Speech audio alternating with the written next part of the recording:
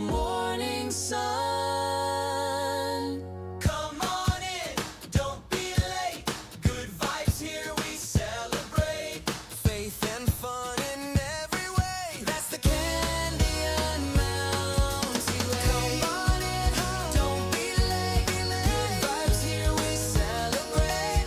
Faith and fun in every way. That's the Candy and Mountie way.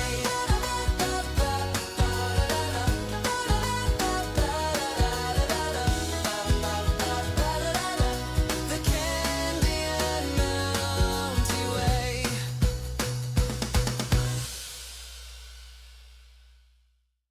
Mounties here, come join the ride. Faith and family side by side. Cozy games and laughter too. There's a place here made for you. Come on in, don't be late. Good vibes here, we celebrate.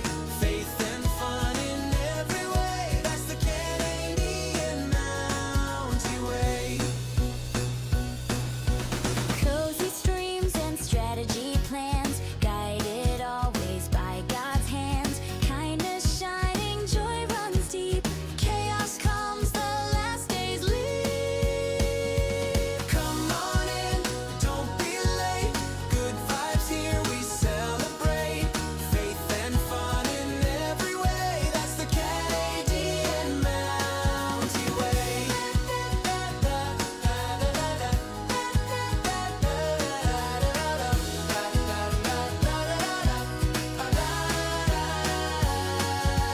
Cozy dreams, strategy schemes, family laughter fills the scene. Hold on tight when chaos comes, we still shine like the morning sun. Come on in, don't be late. Good vibes here, we celebrate. Faith and fun in every way. That's the Canadian Mountie way. Come on in, don't be late. Good vibes here, we celebrate. Faith and fun in every way. That's the Canadian Mountie way.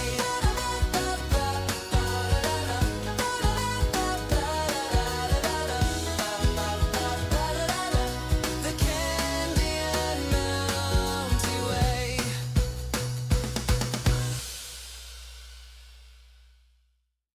Mounties here, come join the ride. Faith and family side by side. Cozy games and laughter too. There's a place here made for you. Come on in, don't be late. Good vibes here, we celebrate. Faith and fun in every way. That's the Canadian Mountie. All right. Who wants this red crisp berry? It's coming at you. Oh my. Hello, hello, hello, everyone. How are we doing today? Good morning. Hello, Bob. Hello, Cortessa. Hello, Zach. How are we all doing? Barry's here as well. I didn't see you sneak in there, Barry. How are you all doing this morning? I hope you're having a fantastic morning. Oh, I just realized the background's not showing. Oh, that's not the right one. Oh, because I went to the wrong one. Ha! Let me go to the right one. There we go. That's the one I'm looking for. All right. Hello, hello, hello, everyone. Welcome in. We are going to be kicking it off with a devotional today, and then we'll be playing some Timberborn. So I figure we could just kind of dive into it. All right. So we've been going through this devotional that's called Praying Through Anxiety. It's basically about, prayer and anxiety. I think we all deal with a lot of anxiety in our lives and throughout our days. So I thought it was a good one to kind of pick up, and I've kind of been going through it, and then I kind of share it all with you. So, all right. So today there's usually a couple paragraphs to read before, and then we'll go into the verse and prayer. And if it's all right, actually, I'm going to start off with a prayer, and then we'll get into the verse, actually, or the paragraph. So, all right. Dear God, thank you for everything you've done for us. Thank you for every way you've blessed us and brought us together, and this wonderful community you've created Please help us, guide us, and point us towards you, and help us focus on you today and make this day about you and not about us. Thank you again for everything you've given us and provided for us. In Jesus' name, amen. All right, let's dive into today's reading devotional. All right. Amen. Amen is right. Anxiety can rush at us when we are not in control of our circumstances or our future.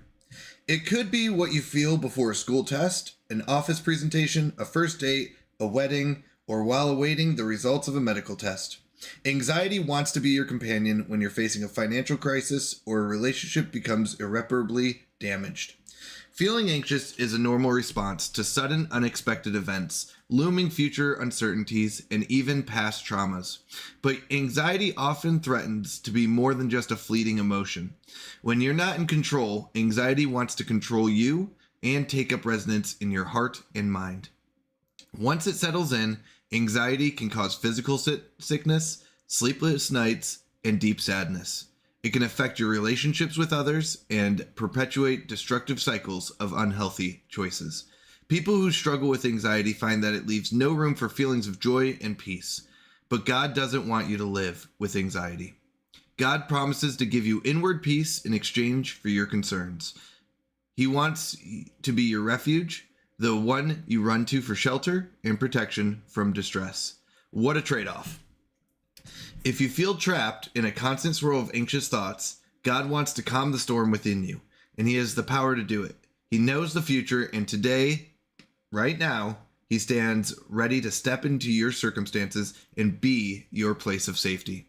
Oh, one moment. Oh, I forget to skip those ads. I am sorry. Give me one moment. You know what? Reading the rest sounds good. Give me a moment, though. We'll wait. I apologize. I meant to skip those ads. I got to go figure out my setup here. Good morning, Frogmans. Good morning. Yeah, actually, I'll go and I'll pause for a moment. We got about 20 seconds. But welcome in, everyone. I apologize. I forgot about the ads. That's my fault. I don't want anyone to miss these. I forget. Oh, there's a sad face there, though. Oh, sorry. Hello, Google Llama. All right. Looks like everyone should be back. Good morning. All right. I'm gonna go back because I think it is good to read. So I apologize. There's a few paragraphs, but let's go ahead and read it again. I apologize about the ads. I looked up a little too late. Yeah, I'm gonna start from the beginning if that's all right, and let me know in chat if ads pop up, and we'll go from there. All right. Yeah, I think it's okay to restart. All right. Anxiety can rush at us when we are not in control of our circumstances or our future. It could be what you feel before a school test, an office presentation, a first date, a wedding, or while waiting the results of a medical test. Anxiety wants to be your companion when you're facing a financial crisis or a relationship becomes irreparably damaged. Feeling anxious is a normal response to sudden, unexpected events, looming future uncertainties, or even past traumas. But anxiety often threatens to be more than just a fleeting emotion. When you're not in control, anxiety wants to control you and take up residence in your heart and mind. Once it settles in, anxiety can cause physical sickness, sleepless nights, and deep sadness. It can affect your relationships with others and perpetuate destructive cycles of unhealthy choices. People who struggle with anxiety find that it leaves no room for feelings of joy and peace.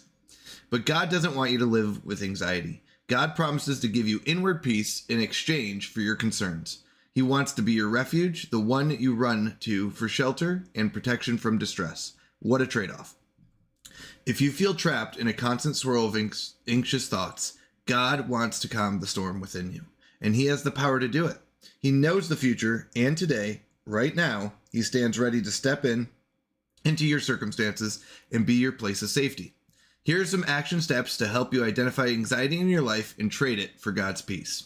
So we're going to go ahead and read today's verse. I'm gonna read the verse itself, which is Psalm 62, 5 through 8, and then I kind of like to read the whole chapter to kind of do it. So actually, I'm going to switch it up today. I'm going to actually read the whole chapter, and we're going to focus on 5 through 8, though. But I do like to get context and everything before we start reading. So, you know what? I just realized the chat box isn't working. So I'm going to turn off the chat box, and I'm going to make this wider because I don't like how it does that. So give me a moment. All right, is that a little bit easier to read? Is that better for everyone? Let me know. I hope it is. I don't like it stretching things, so let's try that. Okay. Okay, good. All right. So Psalm 62,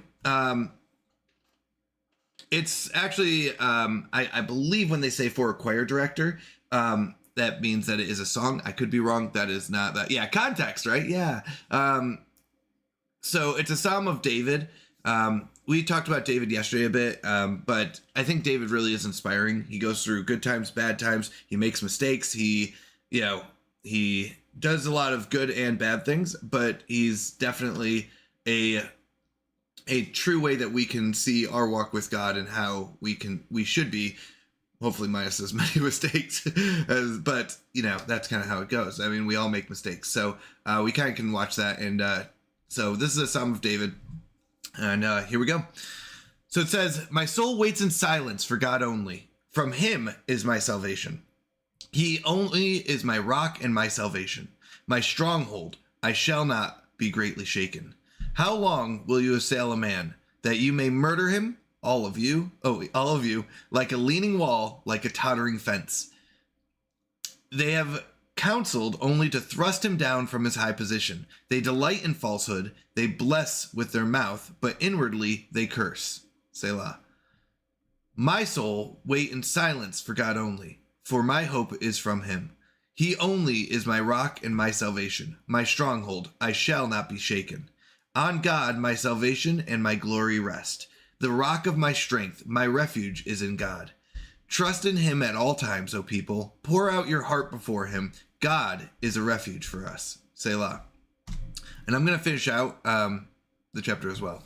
Men of low degree are only vanity, and men of rank are a lie. In the balances they go up. They are together lighter than breath. Do not trust in oppression, and do not vainly hope in robbery. If riches increase, do not set your heart upon them. Once God has spoken, twice I have heard this. That power belongs to God, and loving kindness is yours, O Lord. For you recompense a man according to his work. Now, I really like these. I think they're very, very good to kind of read and focus on. Today's verse is 62, 5 through 8. So I want to really focus on those ones. My soul, wait in silence for God only, for my hope is from him. He only is my rock and my salvation, my stronghold, I shall not be shaken. On God, my salvation and my glory rest. The rock of my strength, my refuge is in God. Trust in him at all times, O people. Pour out your heart before him. God is a refuge for us. Selah. All right. I think this really is a great focus. A lot of times I find myself, I do know God is all powerful and I should always rely on him. But there's times where I lose that focus and I put reliance on myself, on my circumstances, on money, on things like that. And I go, well, I don't know, God, that one's not enough. I need more for this, or I need this, or something else. And a lot of times I lose my focus. So I think it's always a good reminder that all of our hope comes from God, right? He is the focus. He is the one that we have to put all of our hope in and all of our focus on. It is not in money. It is not in material items. It is not in worldly, emotional things, things like that. So, all right. So they have a few questions that I think are good to kind of just think about and kind of talk about. But can you imagine what it would be like to depend on God only, or God alone? How would putting your hope in a powerful and loving God affect you in any anxiety-causing event you are currently facing? And I think about that a lot. where I'm not even in bad situations. I'm not homeless. I'm not, I've got a loving family, things like that. And that's really good. So even the things I struggle with aren't as bad as what other people deal with. Which sometimes makes me go like, am I focusing on God? Am I putting all my hope in God? And am I depending on God? Or am I depending on others and how others think and how others feel? And yeah, so that's kind of what I've been focusing on is, am I turning to God for everything I need, for everything I have, want? Is all of my hope and all of my being trusting in God? Or am I partially trusting in God and splitting that? Now, once again, that's not everyone. This is just what I've kind of gone through. So there's a couple other things to kind of focus on here. When I'm anxious, I am trying to practice praying and turning to God. And I've found when I do those things, it does bring a lot of peace. There is a lot of peace in knowing God's got it under control. And one thing I've learned, or one thing I've found over the years, is that in my experience, when I look back, God has always taken care of me.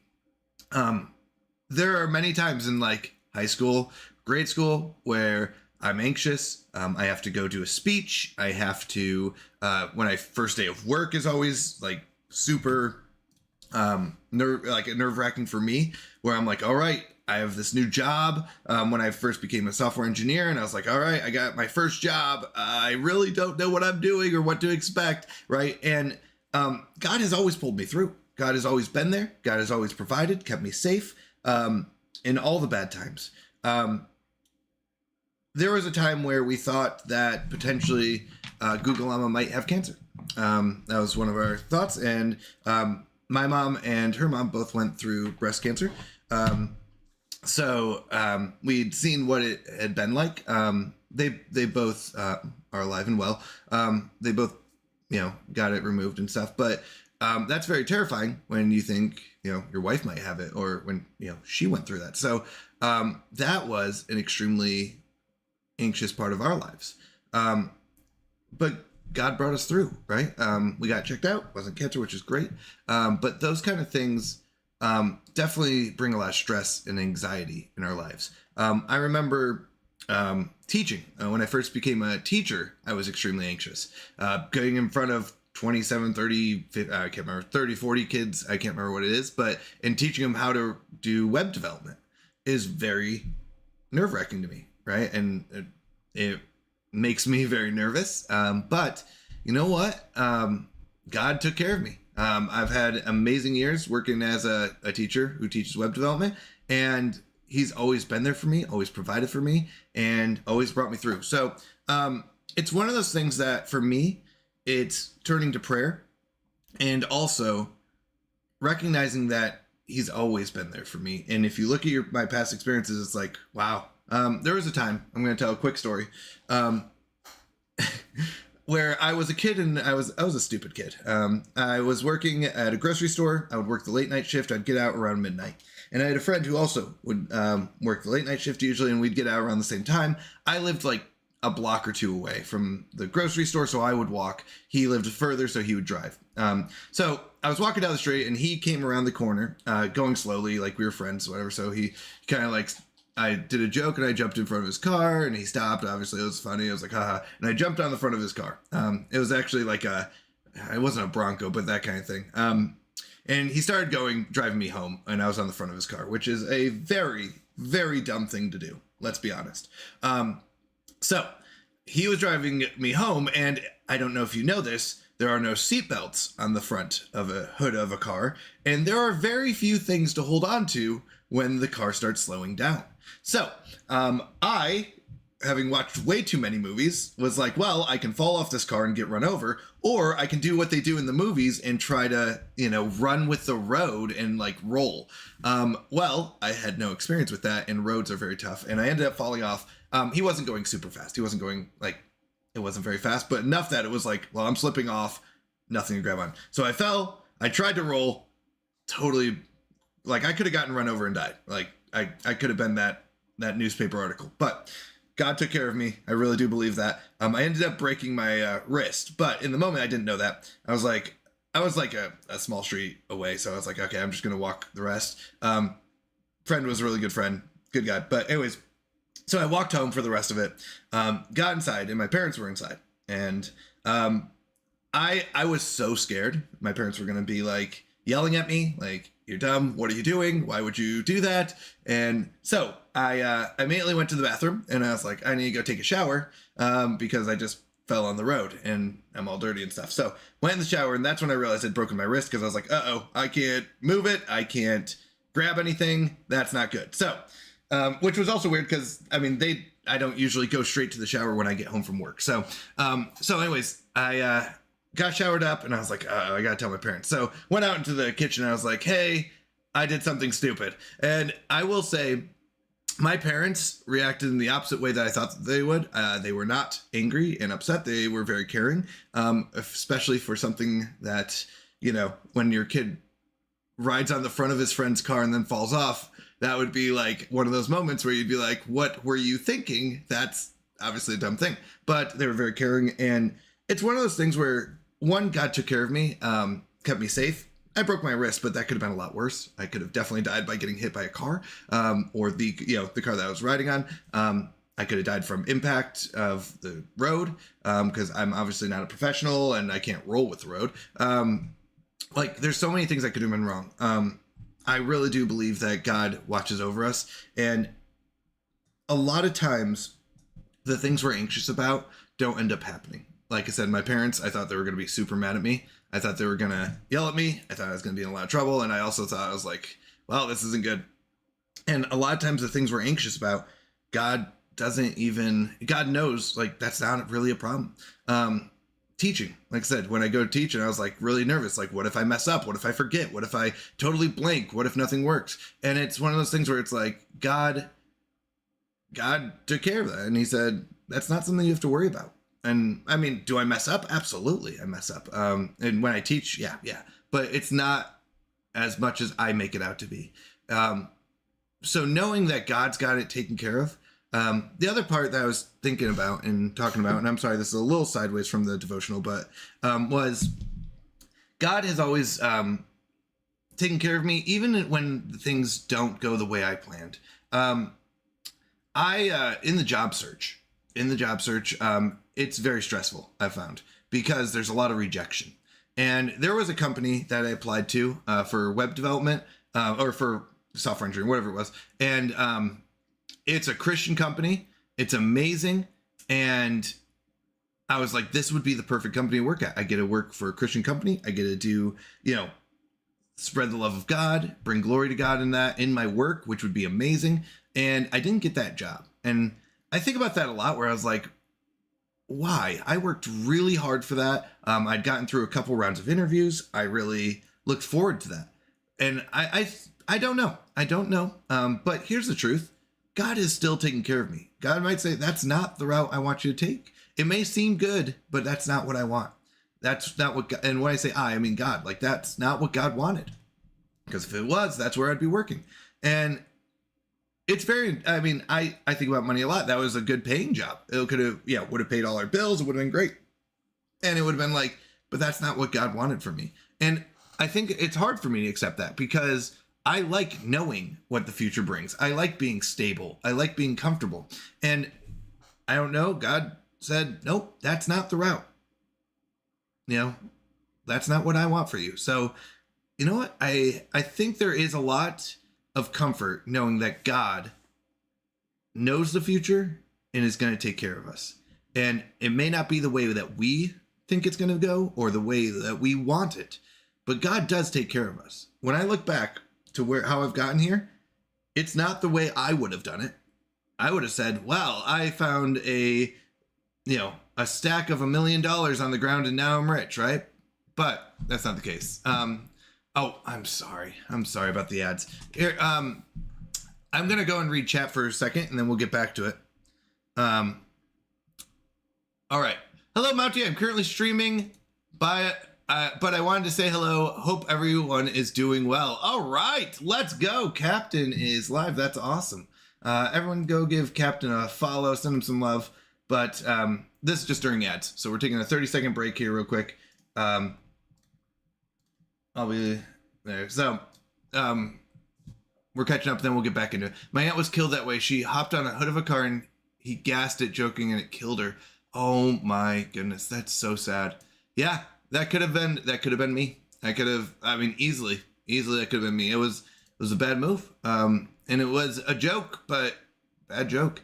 All right, Mac brings up a good question. So Mac says, how do you learn to trust God again after years of bad influences, claiming to be living a Christ-centered, but obviously not actually living one? How do you start over as an adult with no frame of reference from the people around you? I think that's a great question. Surrounding yourself with Christians, I think, is really important. It really is. And the right Christians. And recognizing what that is.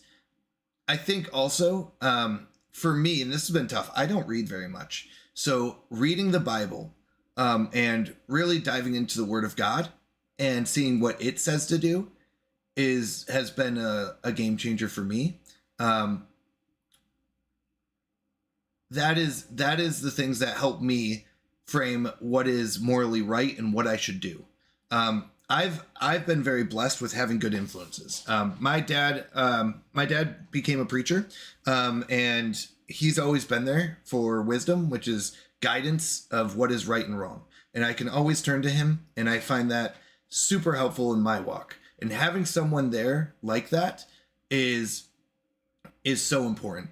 Finding someone, and it doesn't have to be a relative. That can be a member of the church, a pastor, a friend that follows God, things like that. I've found a great Christian community on Twitch. I've met a lot of my friends through searching through Christian Twitch channels. It's why we're doing our devotional today. So surrounding yourself with other Christians is very important. Now, trusting God. Please note, that is not God who misled you. There are a few foundational things that I believe we should do to see what God is telling us. Praying is another one. So reading your Bible and praying are two of the most important ones.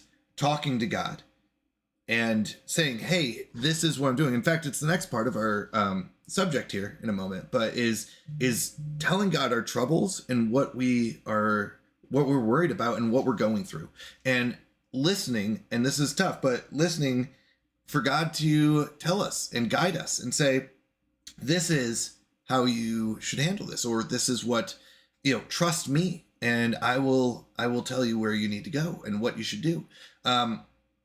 We did that a lot when we were moving as well, is trusting God. God does not give up on you. There may be times where it feels like he does, where it's like, well, like for me, that job where it was like, God, that was the perfect job. What do you mean? Like, I don't get that job at a Christian company where I get to, make enough money or make, plenty of money and stuff like that. So it's not God giving up on me. It's God saying, no, this is not what I have planned for you. I would say surround yourself with good people and learn from them. I've also learned from people and friends, really close friends, who do not follow God, and going and watching their lives and going, God saved me from a lot of things. Specifically for me, I have, I don't know if you all see me play video games. I do have a problem with getting too into stuff, more addicted to stuff, addiction problems, where when I do something, I like to do it for 8-10 hours, like playing a game, right? And I could be like, all right, let's just play this game for 24 hours straight. But I get very easily addicted to things like energy drinks and coffee. So I have to limit my intake and watch out for that stuff. So with that, I have to be careful on what I do with that. And I would say things for me, I've watched friends go through things like drug addiction or alcohol addictions, and God protected me from that. So even if you are surrounded by, not surrounded, even if you have people in your life who are not Christians, learn from that as well. God can still use those people to guide you and say, this is not the right way. And you can see that. I think my dad always told me a phrase and it stuck with me. And I don't know why, but there's a lot of, a lot of tears in beers, where, you know, people who drink and stuff like that, it seems like a good time when you watch ads.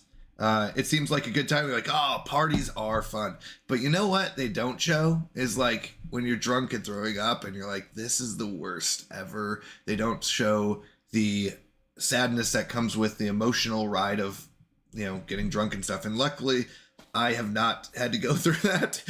I could easily see my life changing if I had, like, if I had gotten into drugs or alcohol or something like that. That could have definitely derailed my life. But there is a lot of sadness you don't see, and God, I think, has protected me from a lot of that. Now, if you've gone through that, I think use that to help others.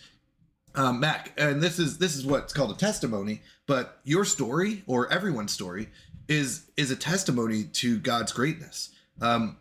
Even just a story about falling off a car, like God, I really do believe protected me and kept me safe even when I was dumb and riding on the front of my friend's car and falling off, right? Like I could have easily not made it, but I do believe God protected me. So, sorry, I thought that was a great question. Now, I think there's been a couple good responses. I'm going to go and read them off.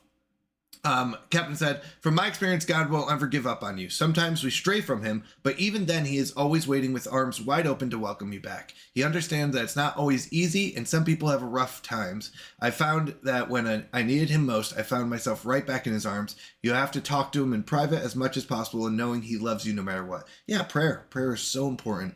And God is looking out for you. Trusting that though. I think there's another thing I talk about a lot, but there is a lot of faith that comes with Christianity. Everyone has to put their faith in something. Atheists are known for putting their faith in the Big Bang and evolution and stuff like that. Christians are known for putting their faith in God, and it's not always easy because you might be like, well, why doesn't God just come down on earth, show himself and be like, I am God, and he can change your heart and he can do all that. But that's not how God wants. He wants you to have faith in him and trust him. And that is a process. And I think that takes a lot of process to build that trust. And taking those leaps of faith where it goes, you know what, God, you don't want me to have this job or you don't want me to move here. Okay, I'm going to trust you that you're going to take care of me. I mean, right now, I've talked about this a little bit, but my job is we used to be full-time. Now we've moved down to part-time, and now they're extending time in between cohorts, which means not getting paid for the time in between. And it's like, all right, God, what do you want from me? What do you need from me? And it takes a lot of trust to trust God that he knows what he's doing, right? Where you're like, all right, God, if this is what you want, tell me what you want. And I will say, this opportunity, the fact that I moved down to part-time, the fact that we have more time in between cohorts, it's given me an opportunity to stream more, spend more time with Christians and friends and family and focus on that. And also to do things like devotionals and set up, make the channel more focused on God, which I really think is amazing. I wouldn't have had that opportunity if I was working full-time. Maybe that is why I didn't get that full-time job at a Christian company, because I would have just gone back into that and not had this opportunity to talk to you all. So I think it does take a lot of trust and a lot of faith. I think some people are like, well, there's no like facts. Like it takes a lot of faith that the Bible is true and is pure and is perfect, right? And that God is pure and perfect and all that. It takes a lot of trust and faith. I really do believe that.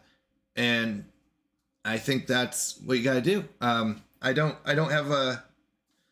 have a argument that says, well, here is the, evidence, physical evidence. Like there's some physical evidence that backs it up, but there's still like, I wasn't there 1,000 years ago. I was dead at that time. or not born yet, I should say. Right. So I don't know. I have to deal with historians and, readings and all that. And there's a lot of stuff that does point to Christianity, but there's also a lot of stuff that's like, I don't know. But that's where I think a lot of times it's faith and trust in God. And that's something that I had to take a leap. Actually, I've had a lot of debates about this with friends where it's like, how do we prove that God's real? I was dead at the time. Yeah, sorry. I was not born yet. but how do you prove it? How do you go like, hey, I have an atheist friend. I want to prove that God is real. And you can say things like, from my experience, from, this has been my life experiences. This is my testimony. You can say things like, there is some physical evidence of a world flood, right? With Noah's Ark. There's physical evidence of these things, but it's really still takes a lot of faith and trust. And that's what I found, that's not easy, but it's something I think that God has set up for us to do. All right. Sorry, I got a little sidetracked, but I love talking about the subject. I really do. I think one thing to remember is that God never failed you or abandoned you. Yes, absolutely. It was other people that did, people that are flawed and broken. It isn't easy to trust others, but find a church with a good small group to be a part of, to live life with them and share. Fuzzy Pickles, absolutely. When we first moved to South Carolina, the hardest thing is finding friends, which is weird to say when you're above a certain age limit, when I'm an old man. But it's weird making friends when you're not in high school and you're not forced to go to the same thing. And church I found to be a great place to build that friendship, build that community, and surround yourself with other believers. I've talked a lot about this one. Yes, actually, Barry, I'll get to that in a second. But churches, there's a lot of different denominations. The Christian denominations, specifically Christian churches, where you could be like, well, I'm Baptist, I'm Calvinist, I'm, and name whatever it is. But they all have the same foundation. The faith in God, the belief that Jesus is God, Jesus is the only way to get to God, that is all still in the foundation of Christianity. Now, there are differences in other theological parts, but I would say there are very few churches that I've found that are off by that much. Now, I think there are churches that I may disagree with certain parts of it, but I don't think I've ever personally. Now, there might be churches out there, so be careful and always be aware. But I've never seen a church where I was like, wow, that is complete. I don't know if I'm using the right word here, heresy, but completely against Christian foundations and Christian beliefs. Usually there's debatable topics, which is like Calvinism versus Arminianism. And I had to learn all that. But the truth is, almost every church I've ever seen or attended has always had the same foundational beliefs and things like that. So with that is, I would say, find a good church and find one that I like a good church that is biblical focused, where they go, this is what we believe and here's the verses why we believe that. I found that to be really helpful because they back it up with, this is why we believe what we believe. Now, once again, there are, I think, some things that are not foundational that other people might debate about, and that's okay. That's okay. But the foundational beliefs, I think, are the most important. Okay. But absolutely, finding a good group of Christians to surround yourself with is very important. I've been thinking a lot more about how I want to live my life and the people I want to have in it. The family members in my life say they are Christian, but act the complete opposite of what the Bible says. Yeah, I think you're right. Understand people are not perfect.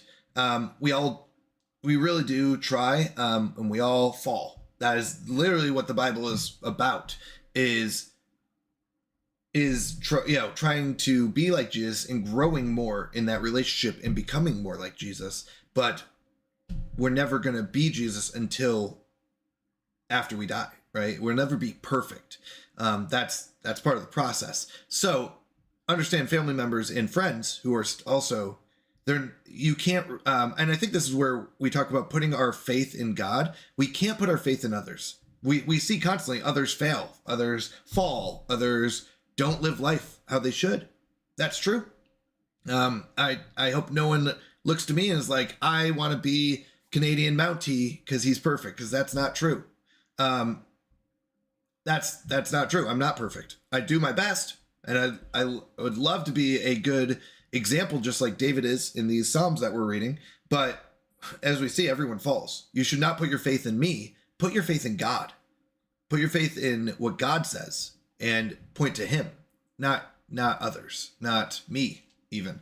Put it in God. God is the way. And you might say, well, how do I do that? And I would say, read your Bible, pray, meditate on the word of God. Think about, what is it telling you? How is it telling you to live? Right? What does it say? what is right, what is wrong. That's the best. Surround yourself with other Christians, and especially I found experienced Christians are a great guide. I've got a couple friends.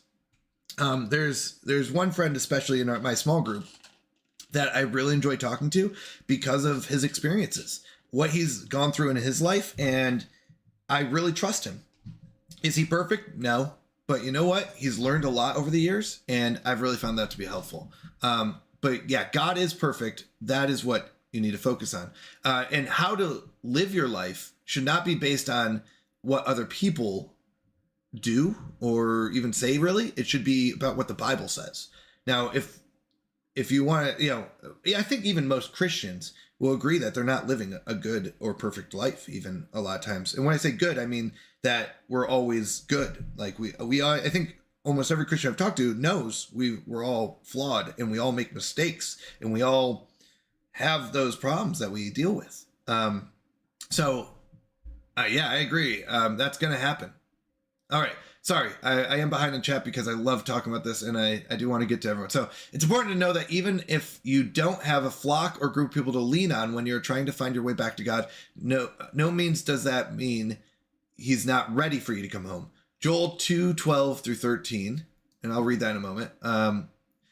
Call for repentance and return to God's ways, promising grace, mercy, and pardon to those who turn back. Absolutely. Yeah, even now, declares Yahweh, return to me with all your heart and with fasting, weeping, and wailing, and tear your heart and not your garments. Now return to Yahweh your God, for he is gracious and compassionate, slow to anger, abounding in loving kindness, and relenting concerning evils. Yes, absolutely. I would say Bible and prayer are a great way to start.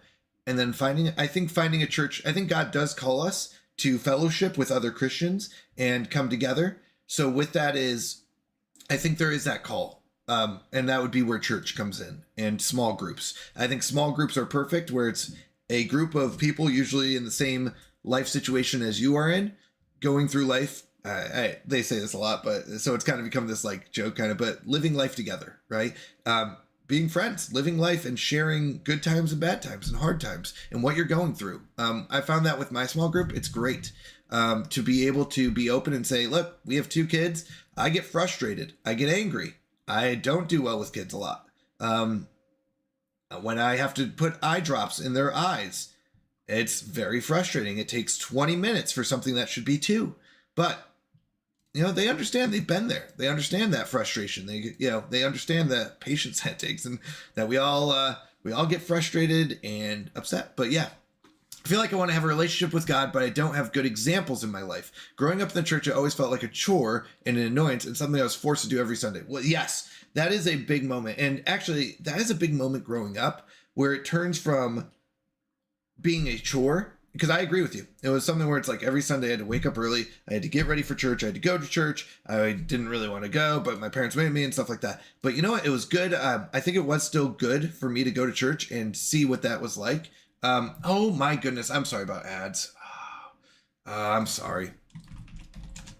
But I think it is good to get those steps in. I call them Christian steps in, where you get into the routine of this is what I should be doing. Now, later on, I think a lot of times is when we realize, oh, that's why it's so important to go to church, and why it's so important to read our Bible, why it's so important to pray. Because when we grow up, we start going through those hard times that we go, oh, this is what they're talking about when they say you need to turn to God. This is what they mean when they say when you're anxious, you need to pray. This is what they mean when they say, reading your Bible and figuring out what God wants in our lives and what is good and what is not good is very important. So that would be where it turns from a chore and an annoyance. Because I agree with you. That's how, when I grew up, I was like, oh, I don't want to wake up on Sunday. I don't want to do all these events. And, even sometimes as an adult, I get that way. But the truth is, it goes, no, this is why it's so important. Because this is how we deal with things like anxiety, stress, guidance on what we should and should not do. I don't like the idea of going to a church and feeling out of place. I've never felt safe and comfortable in church to be who I am. Yeah, I would say there's a lot to that. When we first came, we tried out a bunch of churches. There's it's totally fine to try out different churches and find one that you are comfortable in. The only thing I would say is be careful of trying to find a church. So you should know what the Bible says. You should dive into that. If there's ever a church that goes against that, absolutely. You should be careful. But rarely do I ever find a church that's against the Bible or doing stuff that's against the Bible. A lot of times, I've found that when I go to a church and they say something that I'm like, I don't know if that's true, or I don't know if I agree with that, it's really made me think, is it something that they're wrong about or something I'm wrong about? Now, once again, usually the foundational beliefs are the same. You got to believe in Jesus. You got to believe that Jesus is the way, and that's how you get to God. His death was for our sins and, saved us from our own evilness, and things like that. But with that is like, there's a lot of topics that come up nowadays that are beyond just the foundations.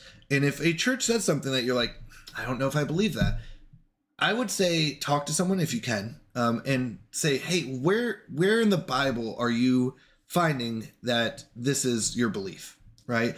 So for me, it goes, there's this idea that, do we have a choice in our salvation? Like, do we choose God, or does God almost force it upon us and choose us? And I would say there's a balance between the two in my experience, but that's for a different day. But with that is, when I go to a church, and the first time I heard that, where it was like, oh, you don't have a choice in your salvation. It's God choosing you, and he will save you. And it's something that really made me think, where I went, how does this work? And how is that affecting me in my walk with Jesus and stuff like that? But with that was it something that I just grown up with and believed a certain way, and that's where I was like, no, that's what I want? Was it something where I was like, no, I want it to be this way? That's another thing I deal with, where it goes, you know what? It would be really great if this was true, or if I could just keep doing this. This is going to be a little weird, but if I was like, hear me out. What if I, could make $1 million, retire, and never have to see anyone again, and I could just, I could go off on my own? But that's not what the Bible calls us to do, right? God says, like, it's easier for a camel to go through the eye of a needle than for a rich man to enter heaven, is kind of the verse. Now, we could talk about that later. But anyways, the idea is like, rich Christian is a very interesting idea. And I would say, actually, it's a very, I think the word is oxymoron, but very opposite idea. Rich and Christian don't tend to go well together, because God does not call us to be rich in money and materials, right? God's not like, you know what? You need a mansion. You need a yacht. You need a perfect life, right? No, God says, in fact, the opposite. He says, no, give up those things, because what happens is you end up focusing on them. Give up those things and focus on me. Give up your life. In fact, when you read the Bible, Jesus goes around and says, hey, give up your life. So he'll say, like, to fishermen, like, hey, I want you to totally give up your life of, how you earn money is fishing. Stop, come and follow me, which is crazy. If someone came up to me and was like, look, I want you to take your family, and I want you to start following me around. I want you to give up streaming. I want you to give up all the ways that you make money. I want you to come follow me around. I'd be like, excuse me? Yeah, I'm not selling my house and all the stuff I've built up to go follow you. That sounds crazy, right? I have a life here. I have a wife. I have kids. Like, what do you mean give up all of the stuff I've earned? And that's what God calls us to do, is like, now that doesn't mean that you can't have a house. That doesn't mean you can't have a family and you can't have stability. But truth is, God does not call us to be rich. He calls us to be followers of God. He calls us to be believers, to follow him. And a lot of times that is giving up ourselves physically in ways that we may not want to, right? We may have to go help out friends, and we won't get paid for it, right? And it's like, I don't want to wake up at 6 a.m. and go help someone move. I don't want to wake up at 6 a.m. and go, feed, go work at a shelter and help them out. I don't want to go, deliver groceries to people. I don't get paid for that. And it's really inconvenient in my schedule. That's not what God calls us to do. Is not to be convenient and be rich. God calls us to inconvenience ourselves. And I think that's true. So sorry. I am so sorry. If you're not comfortable in a church, I think there are a lot of churches out there. Hey, Advice Ginger. Sorry, we're going for a devotional. I saw your request, but we're going through a devotional right now. So maybe we can do something after, but I did want to get through this devotional. So it's a great time to spend time in prayer and let God know how you feel and that you want to experience him in a new way. Yeah, absolutely. I would say prayer is a big start, and making a routine of it, and not just even once a day. Make a routine of any time that you're anxious, that you're stressing out, or that you have questions. Pray. I'm confident he will meet you and amaze you with how much he loves you and wants a deep relationship with you. Absolutely, Fuzzy Pickles. Absolutely. On a more serious note, though, I think that the church, especially in America, has missed what it means to be the hands and feet of Christ, and doesn't do well communicating care for people. I think Addie may have talked to you about this some also. Yes, actually, Barry, I agree. I think that there is a lot of talk about that. I'm really worried I'm going to get on sidetracked again, because this was supposed to be like 15 to 20 minutes, and it's okay that we're going longer, but that is a very, very good thing to talk about. Absolutely.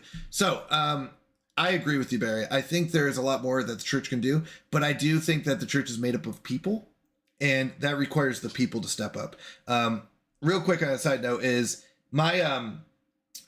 a lot of churches deal with volunteer issues where it's like, hey, we want to provide childcare, but we need to have enough volunteers for it, for example. And that's where it takes people to step up, individuals. Our church, I think, does a good job at getting you on a team, and getting you on a team that you can help out on. So I am not good with kids. I'm not patient enough for that. So we do a different team, which is, I can't remember the name of the team, but we basically set up for stuff behind the snes. Hey, if we're going to do an event, we'll set up all the tables, we'll get the food ready, we'll get everything like that. So we do a lot more behind the scenes. That's where I think I do better, where I can provide more and do that. Other people are like, actually, I love kids. I love spending time with kids. And they're like, great. But that requires people to step up. And that's, I think, also a big one. And you said in America specifically, and I agree, where Americans like to be comfortable. I think a lot of Americans, me included, have grown up in a lot of comfort where we don't lack a lot of things. I've never been hungry where I was like, if I'm ever hungry, I go, well, I'll just go run to Taco Bell. I'll just go get this. And it's not inconvenient. If you think about it now, it's DoorDash. You know what? I don't even have to get in my car anymore. Bring the food to me, right? I'm hungry. Bring me food. And I think that's okay, but I think that brings a lot of bad habits of not living in discomfort or not stepping up to places where I should be because, it'd be inconvenient if I had to do that. Things like that, taking time out of your day and focusing. But yeah, I think churches do miss that focus, but I also think it's the people in churches, Americans a lot of times miss that focus too. Max says, I'm a queer woman, and even though Jesus accepts everyone, 98% of the Christians in my life don't accept and believe that I'm still loved and worthy of God's love. And for that reason, most of the people in my life, including my parents, don't know about my sexuality for fear of being kicked out of my house and even cut off emotionally and financially. So sexual identities are new to me. I didn't grow up with a lot of, I would say, diverse friends in sexuality. I did have some gay friends. I don't know all the terms. I apologize. I don't know all the terms and their meanings. But I will say there are a lot of things that happen in my life. I'm sorry. There's certain things I'm not ready to share. So I apologize. And I want to know how to word this real quick. There are certain things in my life that I would say happened and that I thought were where I did act on certain things that I wanted, but were not what the Bible said. And this is probably one of the hardest conversations to have, especially with friends. And I will say this is really, really hard. The Bible, I would say, is very clear that God loves us all. We're all flawed. We're all flawed in certain ways. We all make mistakes. We all have flaws about us, me included. I would say that's absolutely true of everyone, and we have to accept that. And God does still love us. God still wants us to follow him. But when you do read the Bible, there are pretty clear verses that talk about how we should act and how we should how our lives should be focused. There are a lot of times that, and I fall on this a lot, where I do what I want rather than what I know the Bible tells me I should do. And that's actually one of the hardest things about reading the Bible, is when you start realizing you're like, oh, I should not be doing that. I should not be doing that either. And I want to. That's the hard part. Especially when I get addicted to stuff like games or other things, like where it's like, it's really hard to say, no, I need to stop. Actually, last night, or even 2 nights ago, oh my goodness, 2 times this week, I will stay up late. Should I be staying up late? Like I have a stream from 9 p.m. to 1 a.m. Should I be going over? No, I shouldn't. I should have that discipline. I should focus on, because when I stay up late, you know what happens? I sleep in. I miss that family time in the morning. I miss those other opportunities. So with that is, I know what's right. I know I should end the stream at 1. But you know what happens? I go, just a little bit more, just a little bit more, just a little bit more. And I have that issue, but it's what I want. Is that what the Bible tells me I should do? No, the Bible says, you should have self-discipline. You should do these things. It doesn't say you have to have a bedtime, but it does, say your body's a temple. You should take care of it. And I know taking care of my body is not staying up till 3 a.m., sleeping all day, and then getting in the stream, right? Like I should be spending time with family. So I would say, see what the Bible says. It is probably one of the hardest things, is reading something that you're like, but I really want this other thing. Money. I really want money.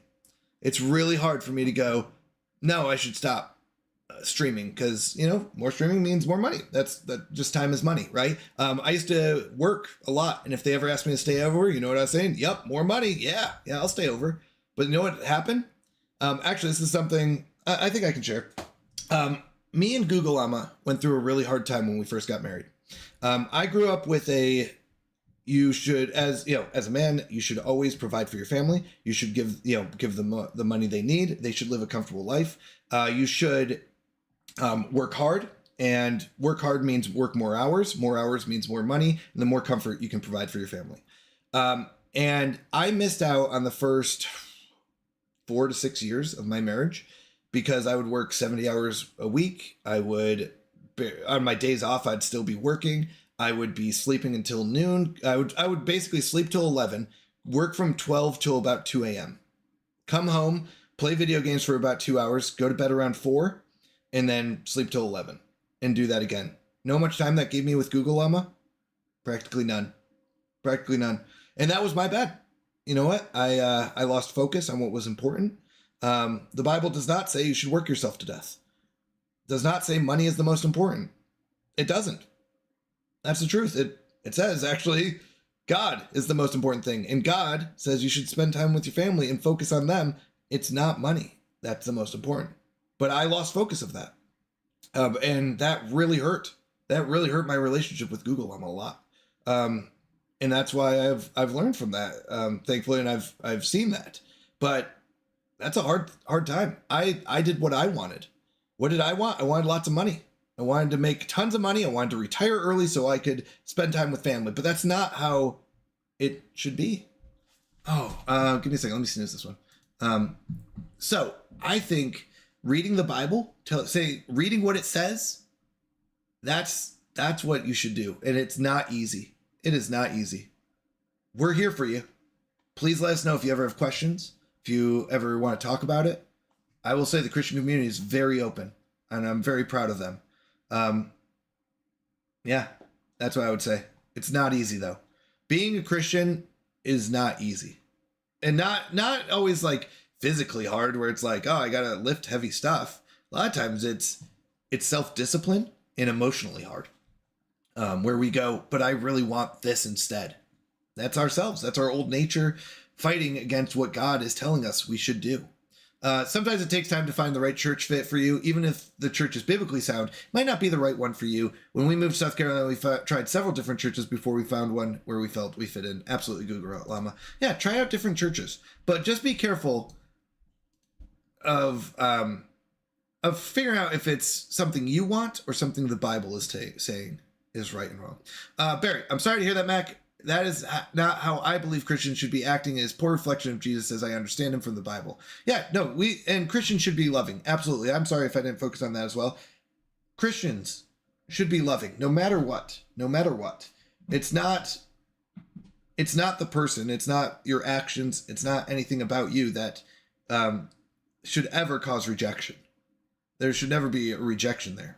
We should always be loving. I was actually just getting on my soapbox last night to my students about Ephesians 6:12, reminding them that Christ died for all people, and God loves and wants all to know him and have a relationship with him. We fight against the enemy, the devil, and the dark forces in this world, lies and manipulation, but never people. Absolutely, Barry. Absolutely. Absolutely.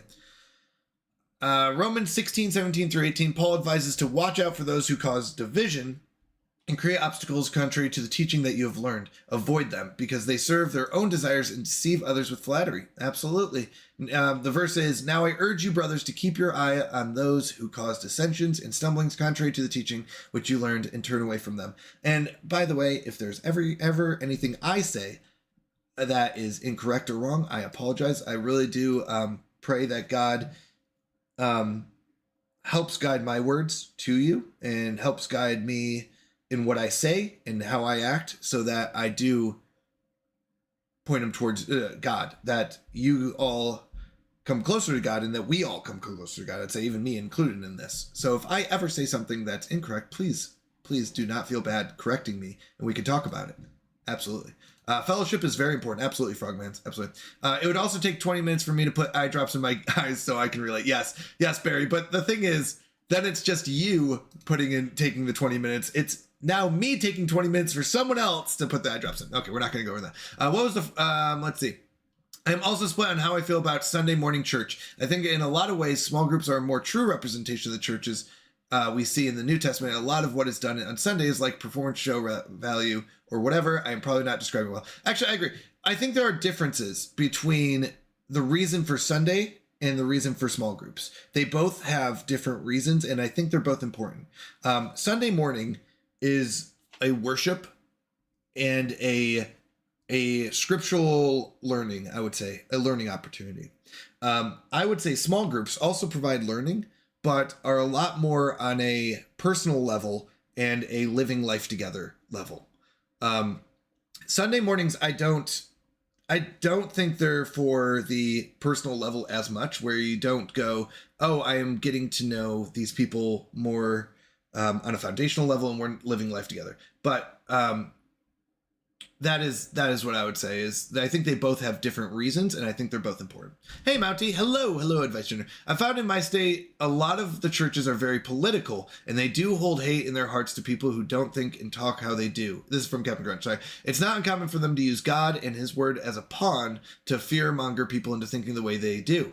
His word has and can be taken out of context, but sometimes a strawberry will go bad and the other will be fine. I interpret that as sometimes you have to sort through the bad strawberries and find the ones that are sweet, ripe, and ready. Absolutely. Everything that is said, I think you should go back to the Bible and say, what does the Bible say about this? And I think you do have to be careful. There are churches that focus on political, that I don't think they should. I think your focus should always be on the Bible, and you do have to be careful. Fear mongering is a strategy that some people and some churches use, and you have to be careful of that as well. But a lot of it says, what does the Bible say for me? What does the Bible say about this? What does God say about this? No worries, shoot me a message when you're done. All right. Of course there is the people side where it's on the people, but there is also an aspect of what is communicated as the expectation from leadership. Are they challenging people to serve more? Are they celebrating members who are serving, etc.? Absolutely, Barry. Yep. It's both the church and the people. You're absolutely correct, Barry. Yep. I'm sorry if I was misunderstanding what you were just saying about what the Bible says, but are you saying that the Bible says that I can't be gay and I'm giving into my human desires and not what the Bible says? Again, if this is not what you meant, please forgive me. I would say, so once again, I am not an expert in this. So if I say something incorrect, feel free to correct me. But the Bible is clear on actions, and being gay, I know the Bible is very against. And I would say there are a few things that go with sexual activities and sexual relationships, and relationships on a sexual level. One is there's an emotional side to that. and there's an action side to that, a physical side.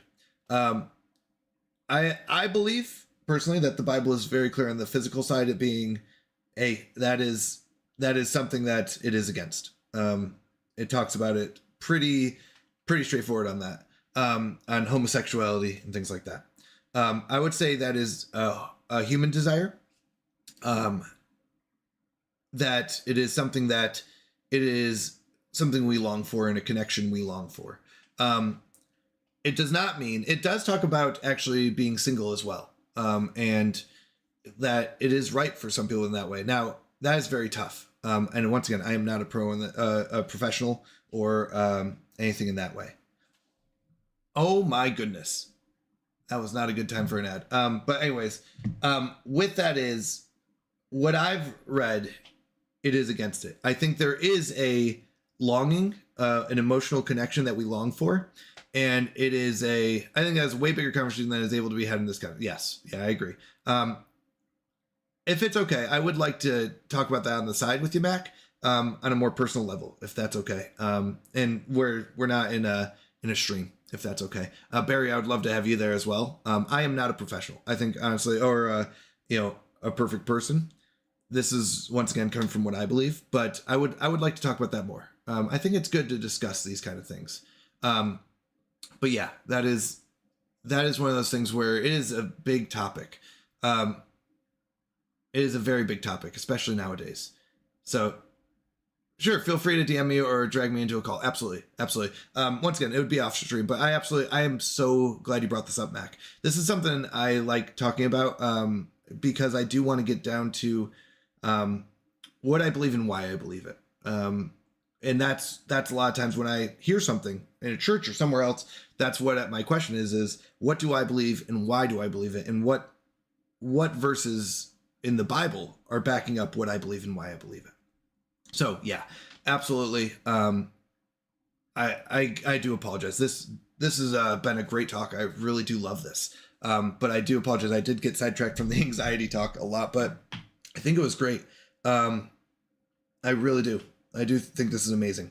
Let me finish up the devotional. I'm sorry that this has gone over an hour, but I will tell you, I've really enjoyed this and I've learned a lot, and I appreciate all your patience with this.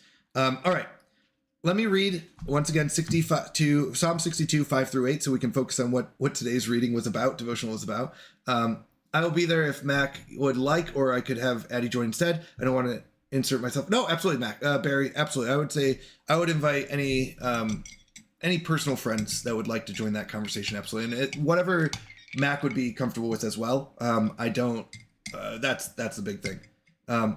It should be a comfortable conversation, someone that you trust, and that things like that. So I agree, Barry. But once again, Mac, this is up to you, not to me. All right. So Psalm 62, 5-8. My soul wait in silence for God only, for my hope is from him. He only is my rock and my salvation, my stronghold, I shall not be shaken. On God my salvation and my glory rest, the rock of my strength, my refuge is in God. Trust in him at all times, O people, pour out your heart to him. God is a refuge for us. Selah. The psalmist urges God, so this is kind of from the reading. The psalmist urges God's people to tell God all of their troubles. Have you done that? What are you promised in return for putting your trust in God? And this is very important, I think, that God does know everything about us, but I think it's very important that we do share all of our troubles with God. And it sounds like it'd be contradictory, where you're like, well, he already knows. But the truth is, I've found a lot of times, and I've also found in my marriage, communication is so important, and communication requires talking. And that could be out loud or in your head, right? Praying doesn't have to be out loud. I think it's okay to pray out loud. Absolutely. And I would encourage it, but I don't think you have to. It's not an act that's like, oh, I hope someone hears me praying. But I think it is good, and you need to talk. That's how a relationship works. And that's what we're longing for, is a relationship with God. So, putting our trust in God, God will take care of us. It's just very hard, I think, for a lot of us to put our trust in God, because that requires us to put our trust in something that we don't know what will happen in the future. If I go, hey, I've got $1 million, you're like, well, I'm probably set for life. But I should give away that $1 million, you're like, but that'll put me in a tough position. I may not I may not know what will come in the upcoming weeks, right? Will I be able to provide for my kids if I don't have a ton of money and I'm filthy rich, right? Well, God will provide and God will find a way. And there's a lot of things that we learn when we do trust God and we go through hard times. Hello, Ilepa. Hello. All right. What will it look like for you to take a step forward depending on God today? And that would be for each of us individually to answer. But what does it look like for us to take a step forward in depending on God today? All right. Let's go ahead, and there is a prayer here that I think is really good. All right, so I'm going to close with prayer. I really appreciate you all. I really do. I love having these conversations, and I've learned a lot from this, and I hope you did as well. But let's go and pray. Dear God, thank you for everything you've done for us. Thank you for being a safe place for us to bring all of our concerns. Help us depend on you, God, to be more, to be our strong protector. I pray for your peace as we face circumstances we can't control.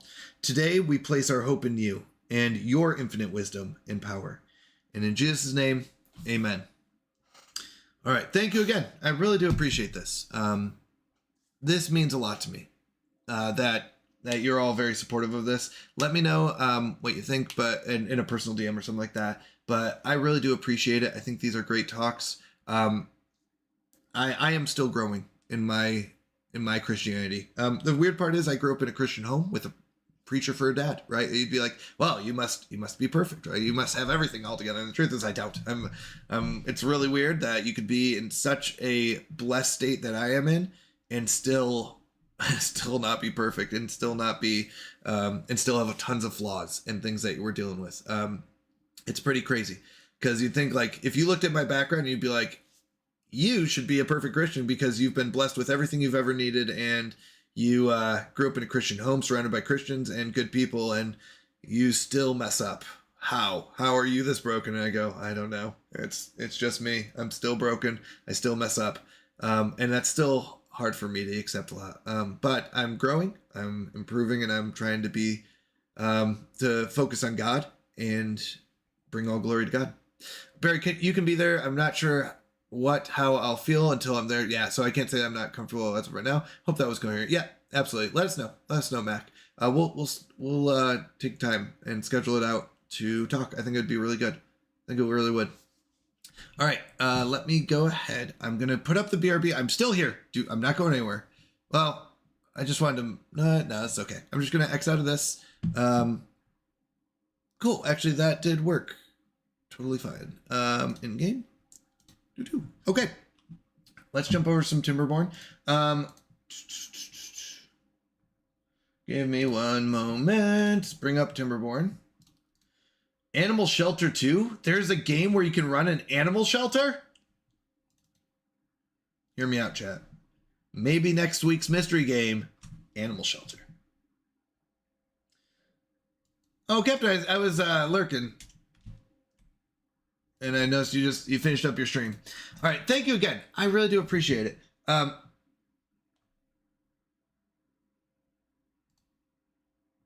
Give me one moment. It's loading up.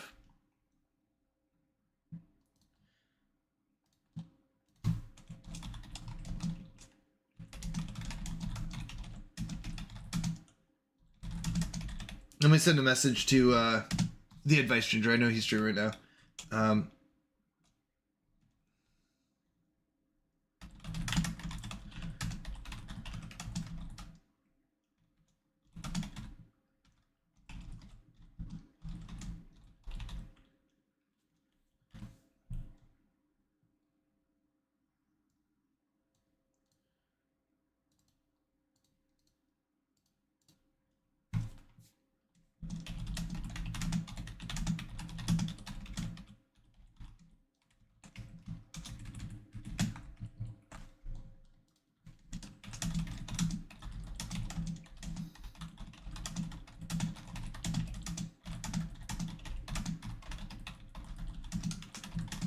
One moment, everyone. Sorry, just sending a quick message. Here's Timberborn. Here we go.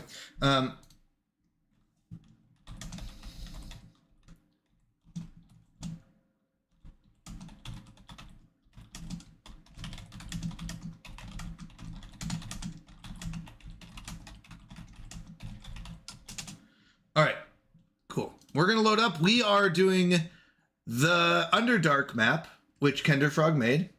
All good. When the actual call comes in, call comes, down, sorry, for you to kick me in the moment or any time. Absolutely. I'd feel the same way. Or just say you'd rather be Addy. I know y'all have talked a bit more. I don't ever want you to feel like you're in a situation you don't want to be in. Absolutely. I agree. Same with me.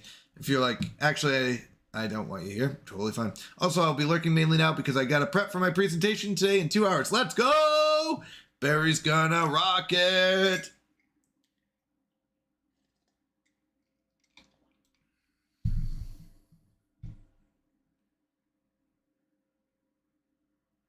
All right.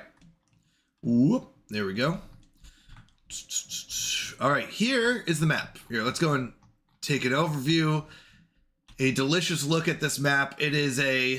We are living in a cave, and it's a very long map. So if we ever want to get out of this cave without blowing up holes in the walls and ceiling, we would have to get all the way down to here. This is the exit point. So that's not really an option. The other problem with this map, as we lower it, we will see this bad water is affecting our water that comes to our map. So the bad water, all of it goes in this hole over here. And as we lower it, we see the hole brings the water this way.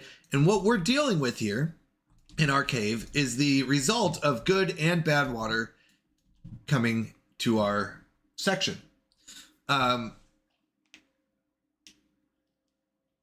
Okay, so we would like this to be purely good water, but we don't have that, so we can get the good water out of this. It's just a slower process. We need more water pumps because they're not as effective when that is.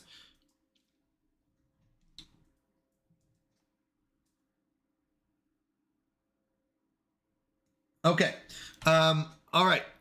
So we need to make sure we're surviving. We haven't had any beavers die of hunger or thirst. We do have 2 contaminated beavers because this flooded a little bit and went over the edge, and that wasn't good.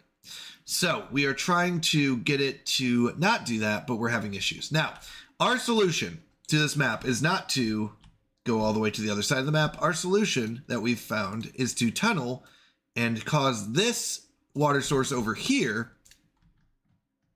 to become our new water source. We want to bring this water source, which starts here on the left and makes its way all the way to the other corner. You'll notice it weaves all the way down to this corner and then comes back to us. We would like it to have a shorter path. So we are going to have to blow up some walls and do some tunneling. And we're going to try to get the water to come out this way. Now, we don't want to flood our beautiful little town here, so we're going to build some walls here that will contain it and keep it from flooding. Okay, so that is our solution to the water source problem. Now, with that, we want to figure out if I could, I would like to completely block up this source. Okay, sorry, I wanted to see if that was to me or not. No, that wasn't. Okay, would like to block off this bad source coming in and redirect this good source to fill up our watering hole here. Okay, so that is our goal. With that is meaning I need to get to tunnels and dynamite. Now we did get the explosive factory researched.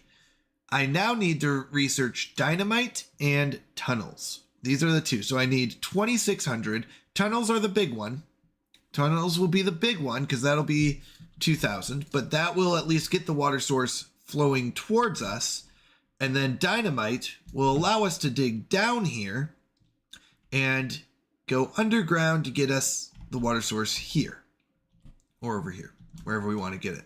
So we are going to do eventually all those. So next up, we need 2,600 or 2,000 and then a 600 science.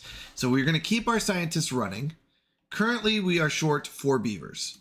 We always make our builders our lowest priority so that if we're ever short beavers, it takes from our builders. So that means that we have 0 builders right now, but we're making gears and we paused our metal. So gears, I'm guessing, are for the centrifuge. We need 26 gears to get our centrifuge up.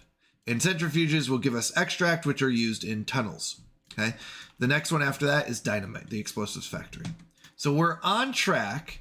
We have 2 farmers, 2 beavers, because 2 are contaminated. Right. Technically I'm short 4 beavers in the workplace, but I have 2 that will not be able to work. So I've got 9 adults that can work. Total. 9 jobs can be worked right now. I have 13 total jobs, including the builders. So the fact that I have 9 adults.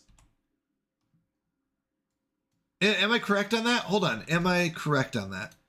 So I have 1 here, 2, 3, 4, 5, 6, 7, 8, and I should have 1 more.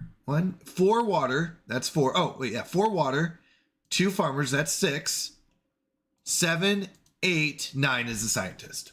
So I've got 9 that can work. So technically this is 9 adults, 1 child, and 2 contaminated adults. So I have 11 adults total. But 2 are contaminated, so I have 9 that can work. Did that make sense? 11 total adults, 2 are contaminated, 9 can work.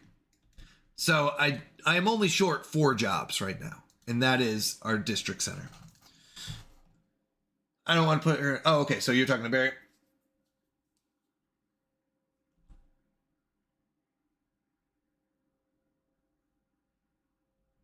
All right. So the contaminated, I think the beavers live to about 51. So this one should have about 2 more days. This one will be contaminated for a long time.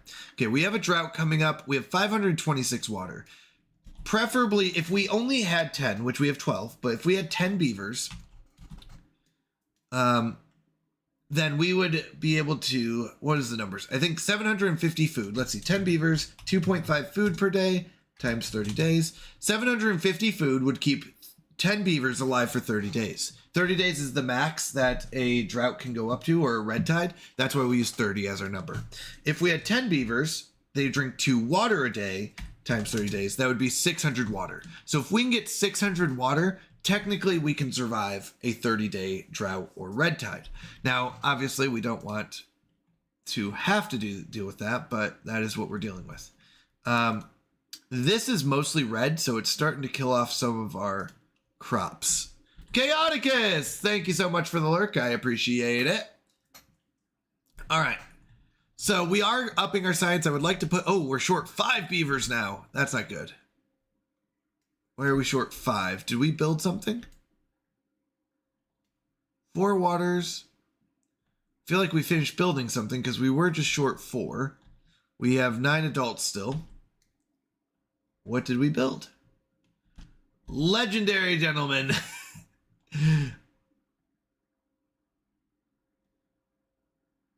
Welcome, welcome. Thank you for the shout out. Of course.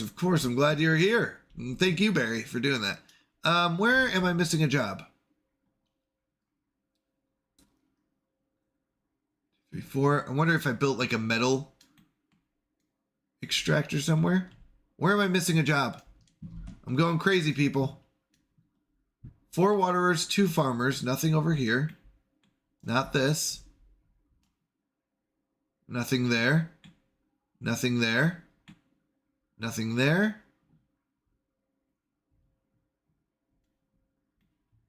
Where is this extra job? Okay, let's look at it. I go for real now, or maybe not. We will see. You're funny. All right. We've got 1 working the power wheel. 1, 2, 3, 4 working the pumps. 2 working the farms. Oh, 1 died. Wait. Oh, 1 got injured. We have an injured one now. That's what happened. One of our beavers got injured, so he can't work. Okay. Fair enough. It's the gear worker. I'm actually going to reduce our farmer down to 1 farmer so that... Oh, wait, what? Okay, so we have 4. So someone's working gear still. Okay. Once again, we need about 26 gears. We're at 3. Okay, so we need to get more gears. Need to get those gears, beavers. Oh, there it goes. Okay. I was going to say my model, I think, stopped working, but there it is. All right, how's this? Okay. All right.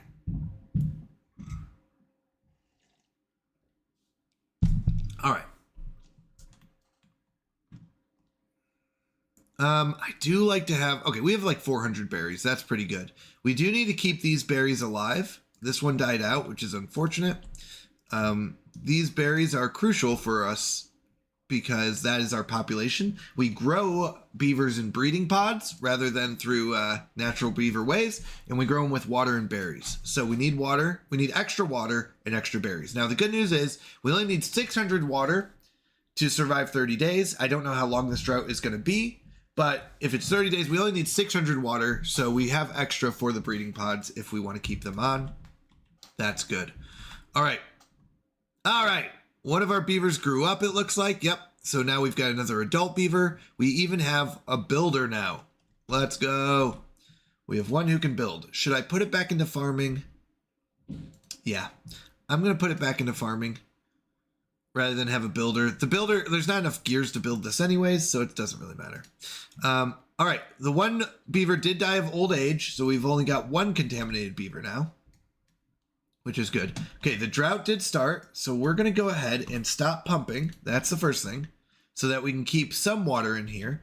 And we're also going to raise up our floodgate so it doesn't flow back in, because Kender was very evil when she made this map, and she caused this block here. It says water source, but the truth is it's actually a suction source. It sucks up the water. So all of this water here that we have will not go out this way. It will actually start flowing backwards towards the suction source. So we're going to raise up this floodgate to keep the water in here. Now it's only a 12-day drought, so that's really good. We should have plenty of water and food for that. We do need more gears. We just turned off those 4 pumps, so we got 4 builders now. I am going to turn on 1 berry collector, and I'm going to say let's use some of our wood to build another storage for berries. Berries are very good.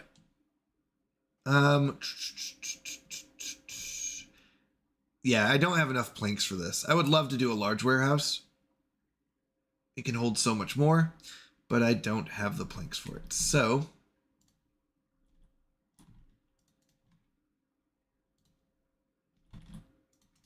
we're just going to do this. And berries are also really convenient because they can, they don't die out for like 9 days. Kohlrabi dies really quickly. So I think it's okay to mark these as berries and try to store up more berries in here. While we still have them, let's keep that. We have some berries over here as well growing. So we have 3 different sections. We're going to get as many as we can. All right, I am going to actually turn on this one. So I only have 1 builder. I think that's okay. We don't need more than 1 builder. We could do tree collecting. Yeah, let's just do 1 more farmer instead of 2. And let's put them into tree collecting. The builders are only helpful if we have the materials to build with. So hopefully they start doing that. We do have some scrap metal, which is good. We're going to need to create this, but I'm going to need some dynamite to build our little path first, and then we'll build up our walls to keep the water in.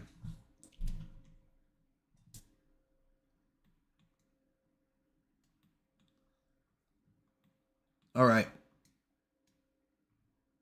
We've got enough area for bad water. We're collecting some bad water. We've got good water collection area.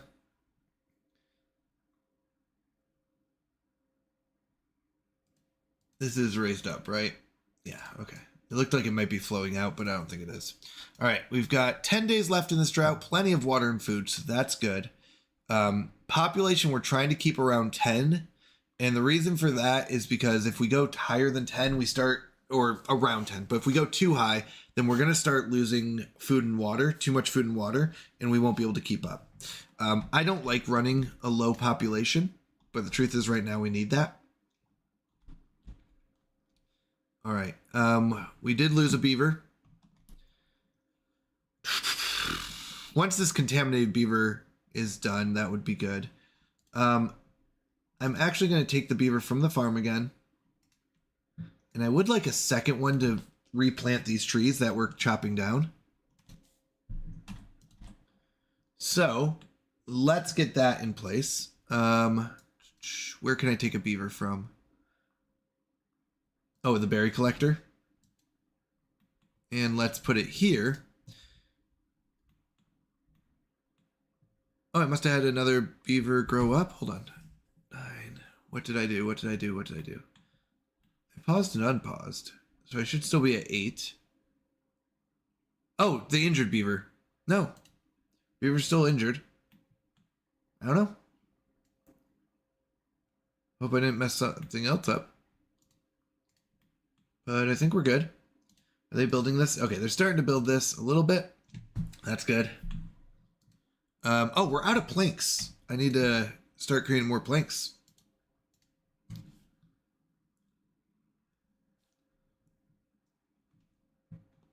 Because planks are what turn into gears. So we need 14 more gears, meaning I need technically 14 planks turn into 14 gears. 14 gears turn into a centrifuge in the end. I also need metal blocks. Metal blocks take logs in that, so I do need a lot of logs. Once this fills up, we'll turn on the next farmer.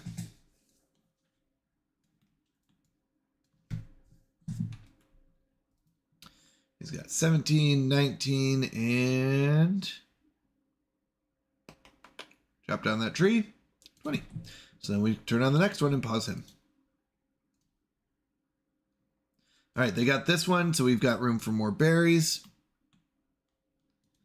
Let's get another berry collector going and start filling this up. We want to have a lot of extra food. That'll be what keeps us alive during extremely long droughts where we can't grow or where we lose so much water that this all dies. We're going to need it to grow back. So we need to have tons of water, food stored up, more than just the basics. All right, we're at 11 planks, so let's turn on the gears now. Ooh, down to 7 beavers. That's not good. I'm going to turn on the second tank. And do I pause berry collection? Let's pause tree chopping. And that'll give us enough. Tree chopping and tree planting. This is just a really micromanagey portion of this game because of it being a challenge. Usually by now we'd have like 40 beavers and we're like trying to push for more.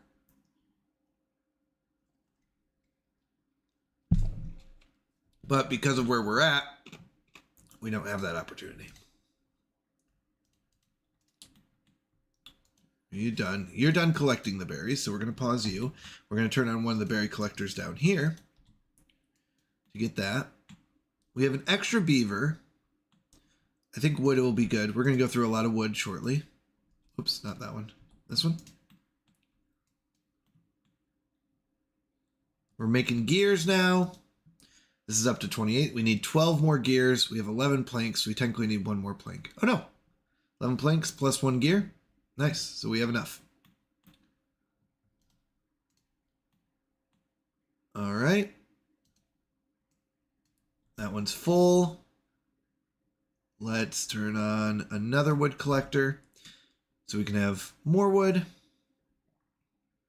and get it going. I like this. I like this. Thanks for the hydrate earlier, Frogmans, by the way. I appreciate it. Forgot to say that.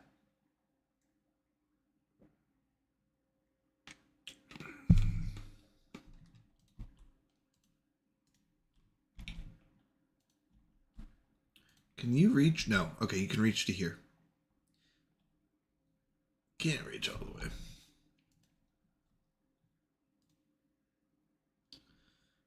All right.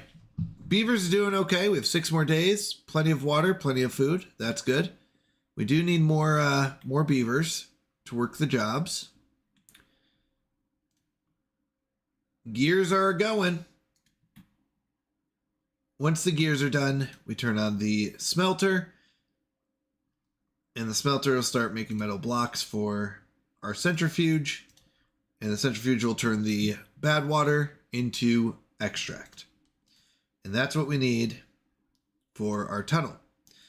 We also need 600. We're going to put a hole in our area here. It's going to go down and it's going to feed into this area. I'm just thinking this out loud. Yep. And it will go down into here and start feeding this water with good water. That's the goal. And it will be quicker. It won't take 3 days to do it. So I don't know if this is what Kender Frog originally intended, but I think it is, but I don't know. This tunneling system, but it takes a lot to get to tunnels. It does. All right, 4 of our 11. We finished building that. Oh, we are short 5 beavers. We're down to 6 beavers. That's not good. We're going to pause you because you're done. I really would like more scientists. The problem is I just don't have the quantity of beavers because we got to be careful with our water and food. Because with a long drought, this will just dry up and we'll lose all our food and stuff.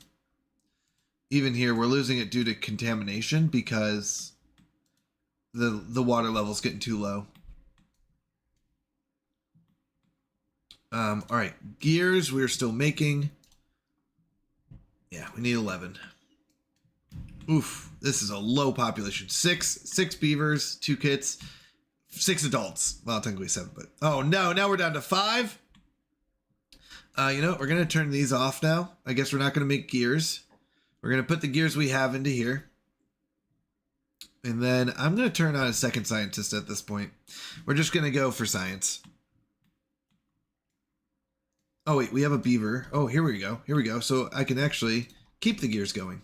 Oh, wait, not gears. Planks. We need planks. Oh, no, we have 9 in there. That's why. We'll need planks later on anyways, but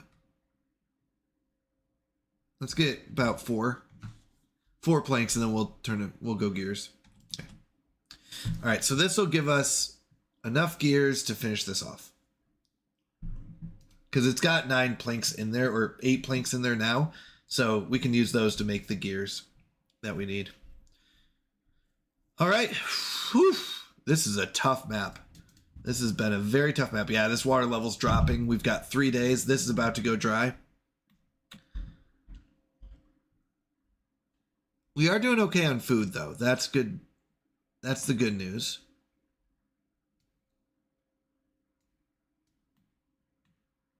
Yep, this is all drying up. And this is where it'd be nice to have a water source from here to get in here, because this will take about 3 days to fill up. Yeah. And if we see, as we go down, this will actually start drying up as well. It might not hit the bottom. I don't know. Because this is soaking up water. Oh, during a drought, it doesn't. That is interesting. I go now. My God bless you all on all your ways. Thank you. You as well, Huilepa. God bless you. May God bless you as well. Thank you for stopping in. It's very good to see you. All right.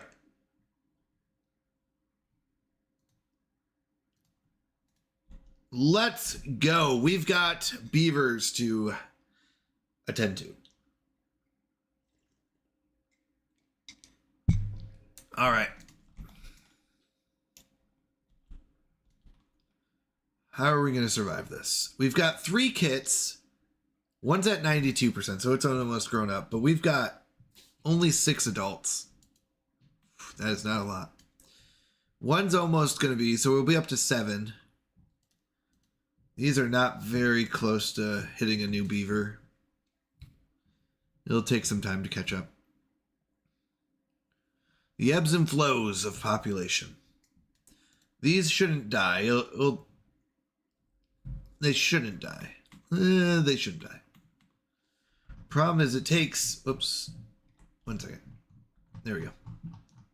It takes about 3 days for this water source to go all the way down and fill up our tunnel to our beautiful area. So even after the drought ends, it takes about 3 days. We may lose some beavers. Or, sorry, not some beavers. We may lose some berries, berry bushes, that we'll have to replace, which is unfortunate. It would allow us to carve out an area for berries. And really, it should be in here. We could, if we lose the berry bushes, we'll probably delete this area and make this all berries.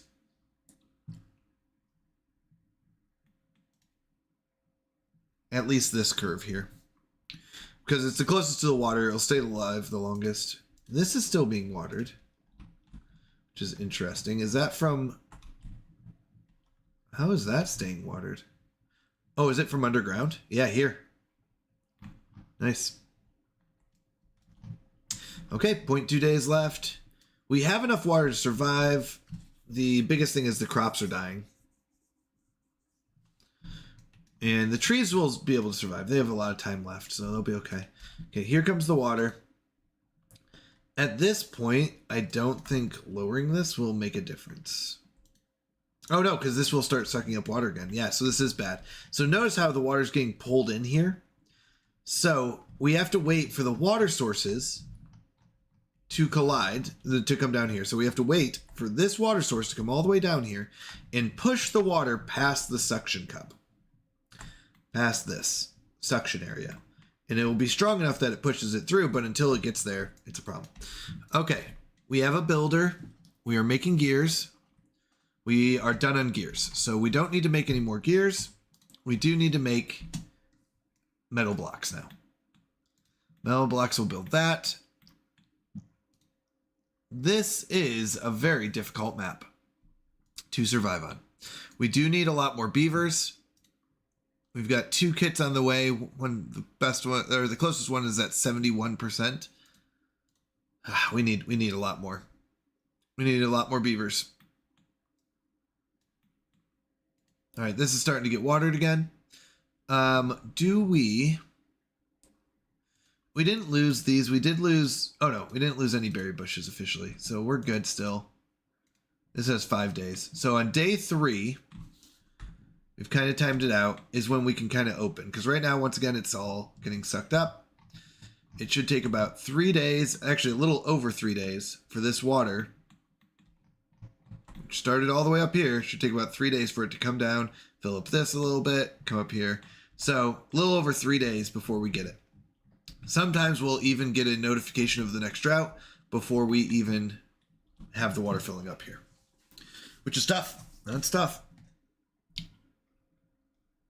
That's why we need tunnels. All right, we're at 5 metal blocks. We need a lot more than that. That is tough.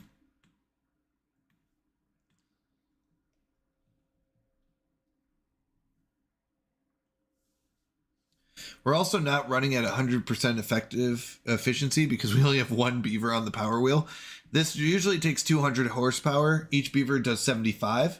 So we can't fully run it. It still can make it. It just doesn't go very effectively. Oh my goodness. Yep. So this is what happens is before this even gets filled up, we're already notified of the next drought, which is really tough. So we want to lower this as soon as that water starts pushing back on us. There it goes. So now it'll hopefully push this way. No, you're going the wrong way. There it goes. Come on, push back. Okay. Now we are gonna, since it's pushing back, we do need to turn on our water sources, which means we're gonna pause our industry and anything else we got running. We only have 6. If 4 of them are here and 2 are here, what else am I running? A scientist. We'll go down to 1 farmer. Yeah, we're short 4. So I don't have a builder, but I've got a farmer, I've got a scientist, and I've got 4 water collectors. The water collectors are really important to keep our water level above and ready for the next drought. Next drought hits in 2 days.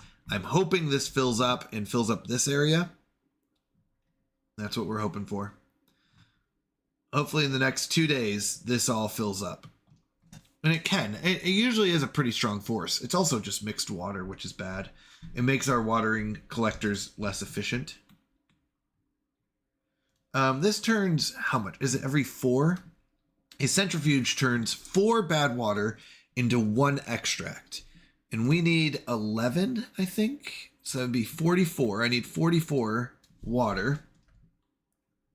Whoops. That's 10. So I need 11. Just for this.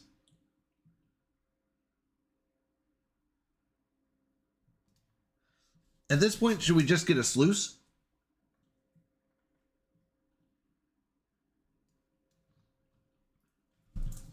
So there's a couple options.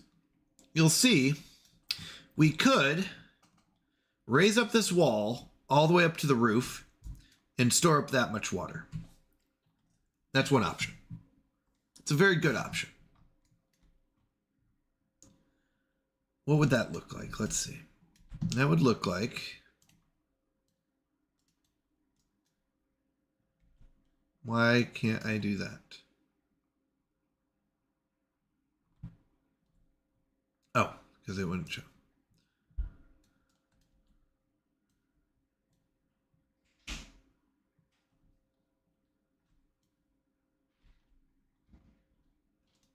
All right, so that would look like,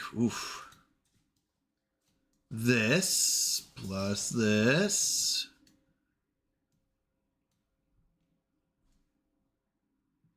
And that would block in all of the water.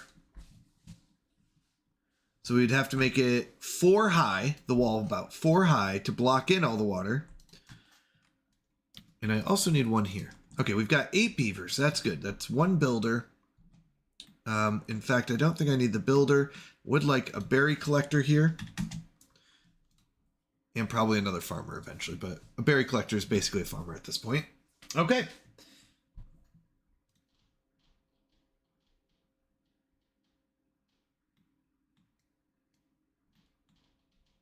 Okay, the drought started. So we're going to pause these.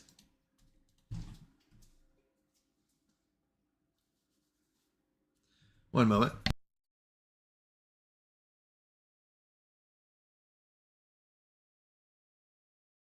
All right. All right. So we paused those, giving us those beavers to work.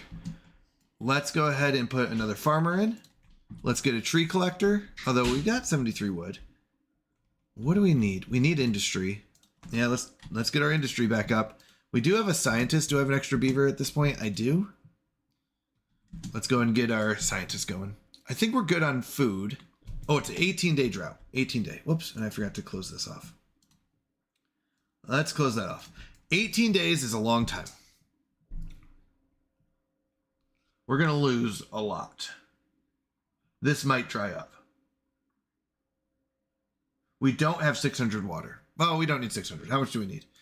We have 11 beavers, 2 water a day times 18 days. 396 needs to go for that.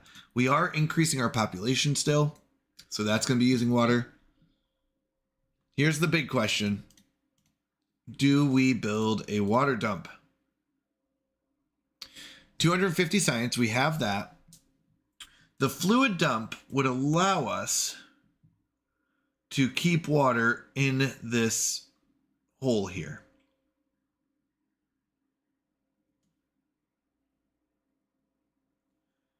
And hopefully just enough to keep our crops alive and our berries. I'm not as worried about trees. We did lose some. That's okay. Running Bingo! Hello, hello. Let me get you a shout out. How are you doing? How was your stream earlier? I could only lurk, so I apologize. I didn't stop in and say hi. But how are you doing? How was Repo? It is going fantastic. We're having a blast. Oh, it's RimWorld. Okay. So I thought so, but so I was on stream last night. I saw a game which I think you... Oh, yes, RimWorld. Yes. Okay. I was going to say, I was like, I thought you were playing something else. Okay. So I actually thought about doing it. So RimWorld looks fantastic. I've watched people play it, It was good, bro. I am super tired today. I went 7 hours streaming. Oh my goodness. That is a long stream. That is a very long stream. That I understand that. Yeah. I've only ever done one 24-hour stream, but I will tell you, I was exhausted after that. It was fun, but exhausting. But RimWorld is one of those games I have been debating about in my head. And 7 hours is so long. 7 hours is so long to stream. It's one where it's like what are your thoughts on the themes in that game? I'm not worried about like, yeah, you have guns, you shoot each other, you have to survive. It's definitely a colony survival, which I love. But there's definitely some questionable themes. What have you experienced? Have you played RimWorld, I'm guessing, or have you not? Because I've been looking into it, and I might play it off stream, but I've been trying to debate if I should play it on stream or not. I don't know how I feel about it. I watched like 45 minutes. Yeah, no, it's really fun. Great colony survival game. There's some questionable themes, and it was just some violent and making a religion. Yeah, I'm not too worried about that. If that's all it is, I'm more okay with it. Okay, I don't know. Maybe I'm wrong. If there aren't any, I would be fine with it. I've just been told there might be some questionable themes. There was things like, what was it? Oh, let me see. Let me look it up real quick because I remember RimWorld.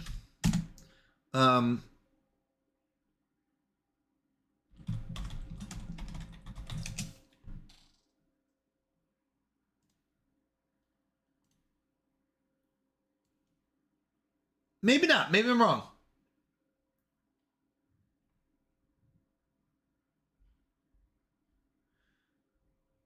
Let's see. Let me see what adult themes are. That's why I actually don't know. I haven't looked too much into it. I've been told about the game and it looks fun.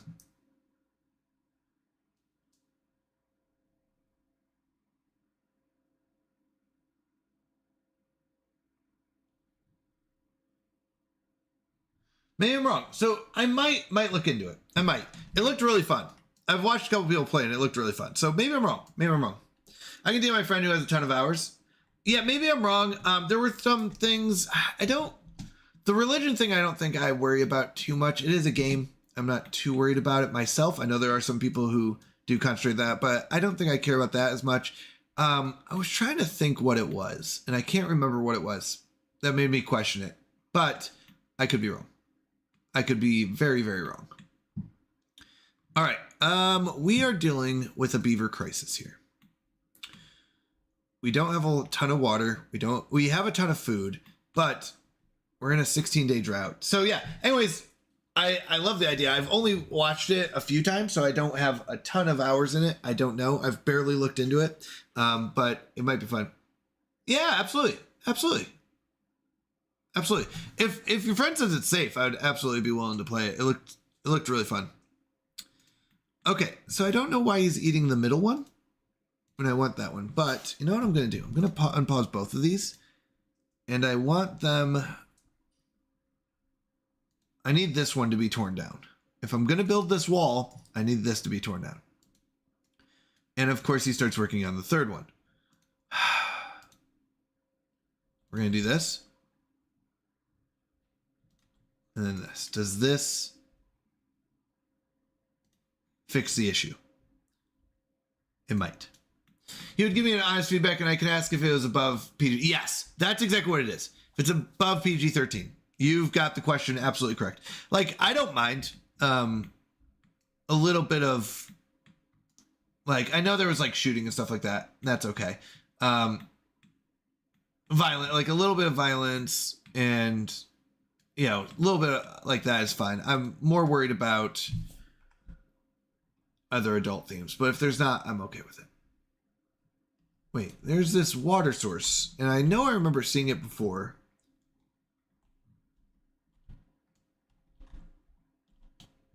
Oh, hold on. This water source is also coming down here. Okay. Premarital hand holding. Got it. Yeah. You got it. You got it. That is a great way to put that. Actually, I really like how you worded that. Okay, 12, good. So they're starting to eat this one. This is the one I need to go away before I start building this wall. I'm going to build this wall, and this wall will block in all the water that's going to be released from here. I know the Christian buzzwords, LOL. Yeah. You got it. But you know what? It might just be something I have to look into, and let me know what your friend says. All right, we've got an extra beaver. We're up to 10 adults. I'm going to pause this again so I don't keep throwing water into it. We've got one contaminated beaver who will die in a couple days, which is good. Of old age. Die of a good old age. That's what we want our beavers dying of. As long as it's not thirst or hunger, right? So, old age is fine. All right, we need 17 more metal blocks. So we're making those metal blocks slowly. Once we do that, we can build our... Oh, this will take 30 more. Yeah, but I saw him playing it and it was like, wow, I think this would be near alley. How is Timberborn going? Timberborn is... This is a very difficult map. We are starting off in this cave. This is our cave that we're stuck in. It's a beautiful little cave. But the problem is we can't get out. There is no way out except for... Our water source comes through this hole in the ground here. It basically comes from here and really comes from, if you follow it back, it has this little like tunnel and it comes from the other side of the map. Now you'll notice that is a very far away from home, from our little cave over there. So we can't really escape our cave by coming out this way. It's too much work. And the other problem is you'll notice the water that comes in is contaminated. It is not all clean water. It's actually mostly dirty water. Because what happens is we've got two water sources, this one and this one, that basically both merge here in this pit and then come to us. So this is a very difficult map for me, at least, I will say. We are trying to keep a lower population because we need to make sure that we don't starve or thirst. And when we get really long droughts, this will dry up and we're going to lose all of our food and stuff like that. So we have to have enough stored up that it makes it through not only through the drought, but also it takes about 3 days for this water that starts here and goes all the way to the other side of the map and back. It'll take about 3 days before it reaches us, which is a long time. So in addition to the 12 days that we have left in this drought, it's really 15. We have 3 more days before the water starts flowing in again. So this is a pretty difficult map. It is a lot of fun though. I love these challenges. And that's why actually I've heard RimWorld is really tough. So that might be, now you got me thinking about it. Maybe it's time. Maybe it's just time for RimWorld, huh? Okay, we're going to pause that. So we are going to try to shorten this. Yes. So our goal is to build a tunnel from here to our little colony, right? But in order to build a tunnel, you need to get a lot of stuff. You need to get metal. So you need to have planks, gears, metal, a centrifuge, like a bad water pump. We need to have dynamite, an explosives factory. We have to build the dynamite and we have to build the tunnels. So that requires a ton of research. So we're really building a lot of, we're putting a lot on our research to catch up and get us what we need. Get us the science to build tunnels and dynamite. Now, once we get this water, we do also need, we would like to take this water and have it flow into here. That is our goal. So we want to eventually not only fill up this area with water, but also have it flow in here and fill this up. And we'll build tunnels underneath our little area here to get the water there.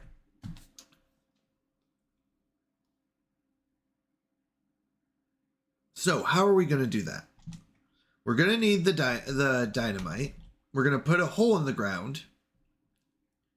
Can we go 2 down? I think we can. So we're going to go 2 deep. And then we're going to tunnel over underneath and hit this area. Probably this area. If we just do straight out from here, we could even go this way. We just go straight out here. We could tunnel underground. So we'd blow up a hole here. Oh no, there goes the water. We needed that. Okay, so we're going to be 9, almost 10 days without water plus another 3. So that's about 13 days. So we're going to lose all these trees. Ah, that's a lot of trees. We could, if we want to deal with this, we could put a water dump. A fluid dump would fill this up with water.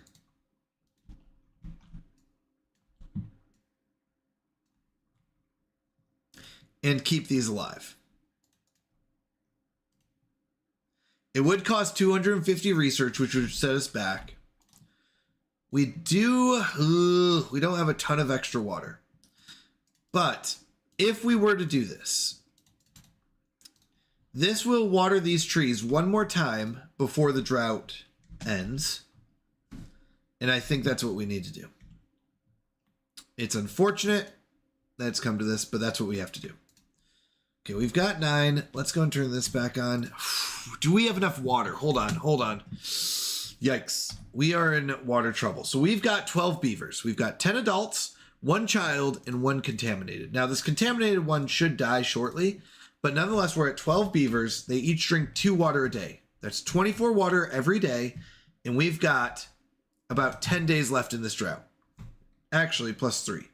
So let's do it again. So 24 water times about 13 days. That means 312 of this water is just for survival until we can refill our stockpile. If we dump water, we can dump technically up to 50 water. I only need to dump enough to re-water these trees. And that should be about with, 7 days left or something. Well, after 7 days, with 2 days left. We should be able to dump water in here, just enough to water them one time. They'll get enough water, and it will reset their countdown. And a lot of it is also these berries. Oh, these are going to die. These berries will die. These berries will die. These ones I might be able... I have water tanks. So I have water tanks to store them. The problem is, if I pump out this water, all of our food's going to die. Do we want to just pump it out and let our food die? If our food dies, we have enough to survive and replant it, I think. The biggest thing is when these berries die, we're going to be in trouble. The food's probably going to die anyways.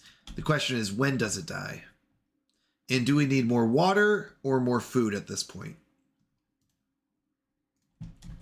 We've got enough beavers. Let's collect all the berries and food. Once this is finished building, we're going to pause it right away. Oh my goodness, this is tough. We have water tanks. We just don't get enough water coming through.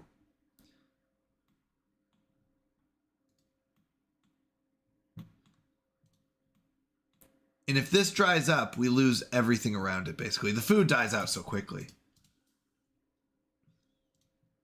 In fact, we're not even going to focus on replanting. We're going to focus on just picking food and getting as much food as we can.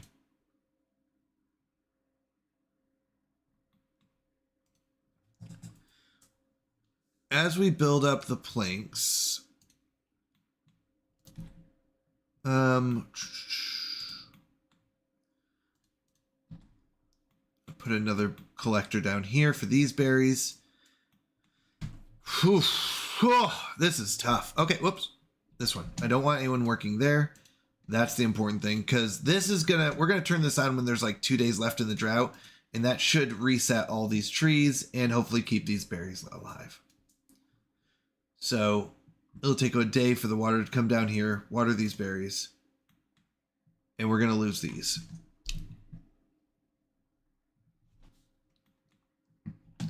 I am going to convert this area to berries. Berries, but in order to do that, I need to have another forester. That's unfortunate. So I lied. I'm going to convert this area to berries. This area will still be kohlrabi for right now. But we're going to convert this area to berries. So we're going to say don't replant these. After these ones die, don't replant them. We'll put berries in there.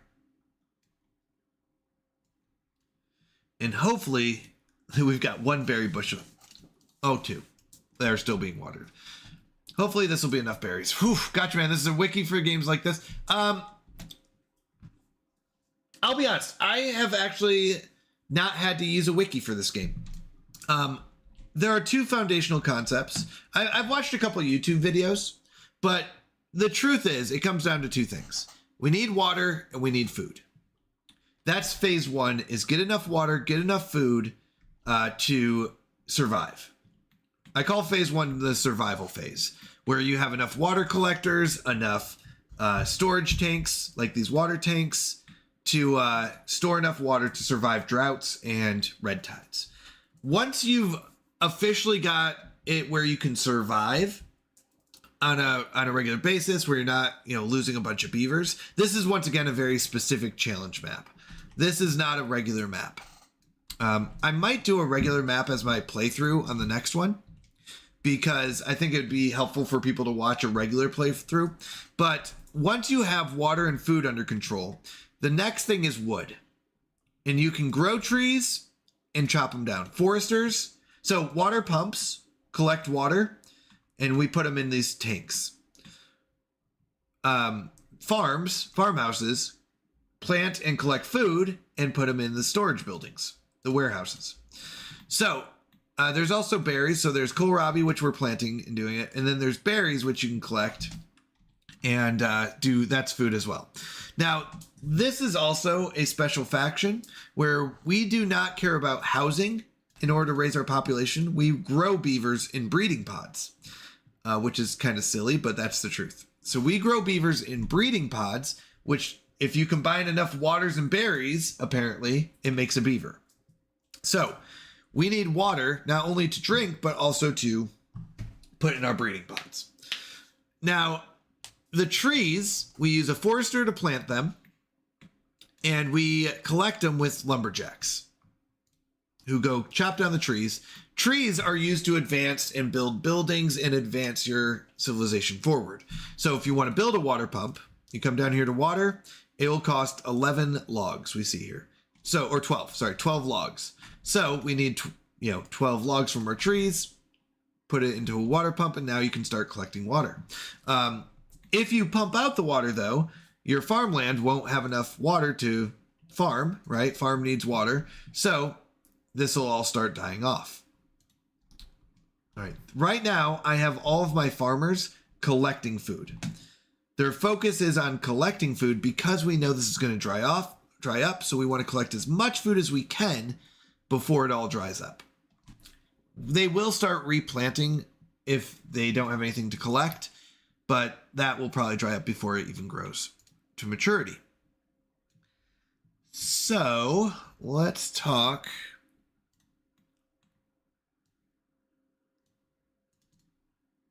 trees. Trees we can collect. Actually, I've got enough beavers to collect trees, and we could replant them. I'm not going to focus on that. I have enough planks. We're done with planks. I need 2 here. Okay, so this is a power wheel. So, sorry, we have trees that we collect, help us advance, build other buildings. We are starting to move into phase 2. Phase 2 is industrial. Industrial is what's used for advancing even further beyond just survival. But in this case, we need it to survive. But most of the time, industrial is the next step to being happy and all that. So your buildings need, a lot of your buildings will need power. We use a power wheel, which we call the wheel of shame here. We have beavers turn this wheel of shame, makes power, and it will power something like our smelter, which makes metal. Now, in this version, this challenge, we need to get tunnels. Tunnels need to be researched. They take 2,000 research. So we have this inventor building where we have a scientist making one science every hour. So that'll be 2,000 hours of work before it can make enough science to get tunnels. So a lot of times we will take our extra beavers and we'll turn them into scientists. So now I only need 1,000. If I have 3, that's only 300 hours. So we're going to turn off this and we're going to... Fuzzy Pickles, let me get you a beaver here. I just realized how quiet my stream is. Sorry. All right, you're going to get our newest beaver. May you survive and do us well. Fuzzy Pickles, 168. If you want to ever rename your beaver, let me know. So you're about halfway. Yep, you're a baby beaver. You're pretty useless to us right now, but when you grow up, you're going to be an adult beaver that will work a job, and we'll watch your progress closely. All right, so we're building up our science so we can make these tunnels. And in this map, we need a tunnel to get this water source to our area here. Okay. Now, with that, we also need tunnels to get our water source to... Can I do it here? I could use pure tunnels. That's interesting. Well, no, that's fine. But we're going to use tunnels to not only get it to here, but also get it to fill up this area. So this is the long tunnel. For anyone that wasn't here, there is a water source, up here.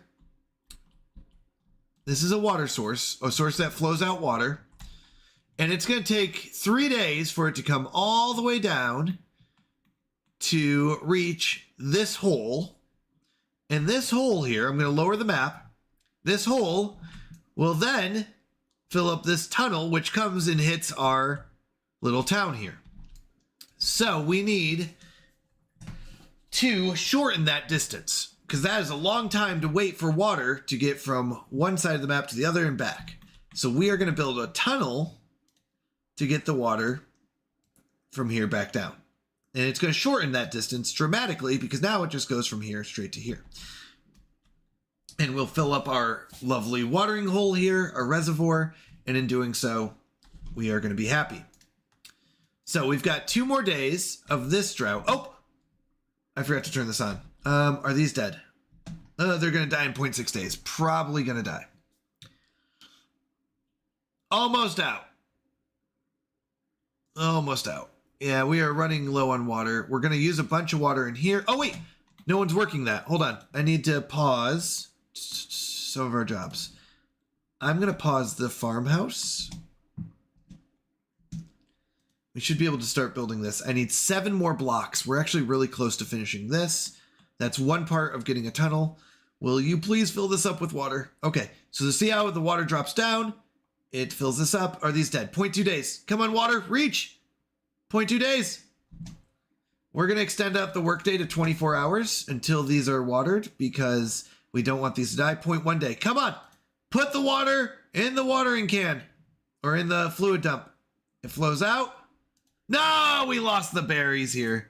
Are we going to lose these? 0.8 days. We probably won't lose these ones. We lost a lot of them, though. Oh, that's sad. He can replant them. All right, we need 4 more metal blocks for that. I don't want to leave this running too long, but I do need this watered. I would like you to focus on planting berries, because we lost a lot of our berries this round. All these are going to die. Okay, we're going to turn off the water dumper.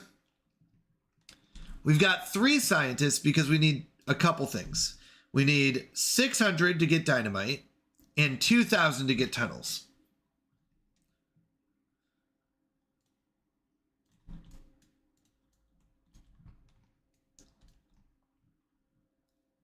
Okay. If we have extract. No, that's 900 more science. Nope, we don't have the ability. Okay. So the water's going to come out here.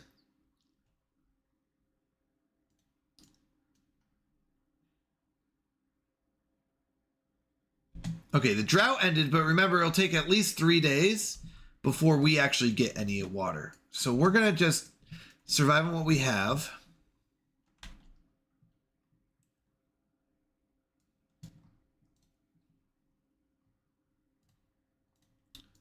We'll plan on filling that back in a moment, but we need to have dynamite here and here. We're going to go down and we're going to send the water this way until it reaches this area. If I can make enough dynamite, I wouldn't mind flattening this area.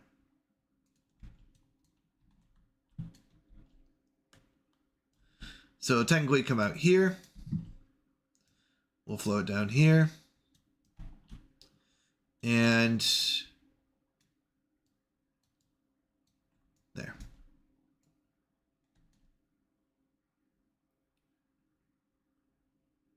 Yeah. All right. In order to build dynamite, though, we need the explosives factory. Okay, the centrifuge. We finished the centrifuge. We don't need that running right now, but that's really good. We now need to build the explosives factory. Oh, this is tough.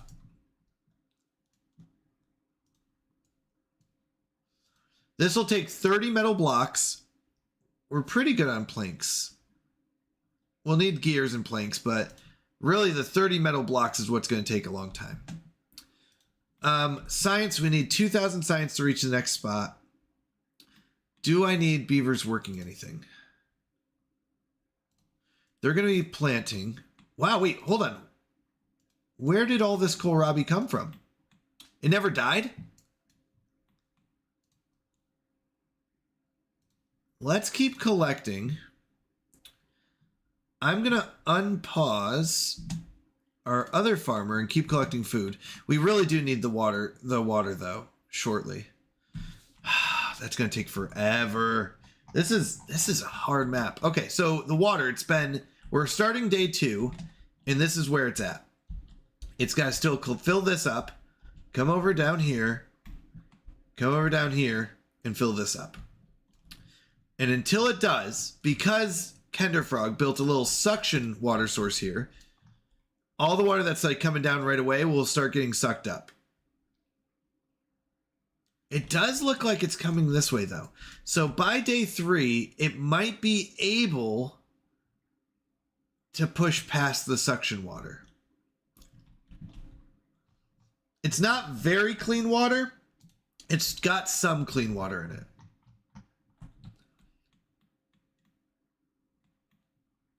Because this one's not going to reach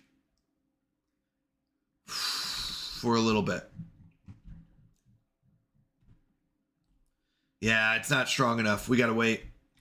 Once this finally pushes into us, we can start pumping. See, here it comes. It's pushing. It's getting sucked up, but it's pushing past that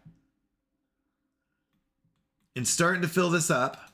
So we're going to lower this floodgate and let it in. And now it should start filling it up. So we need to turn on all of our pumps. We need to pause our farmer. Actually, I'm going to pause that one and keep this one going. I don't know if it matters. And have them plant again. I'm going to turn off our industry and 2 of our scientists. That gives me 3 people to work with. Let's keep our industry running.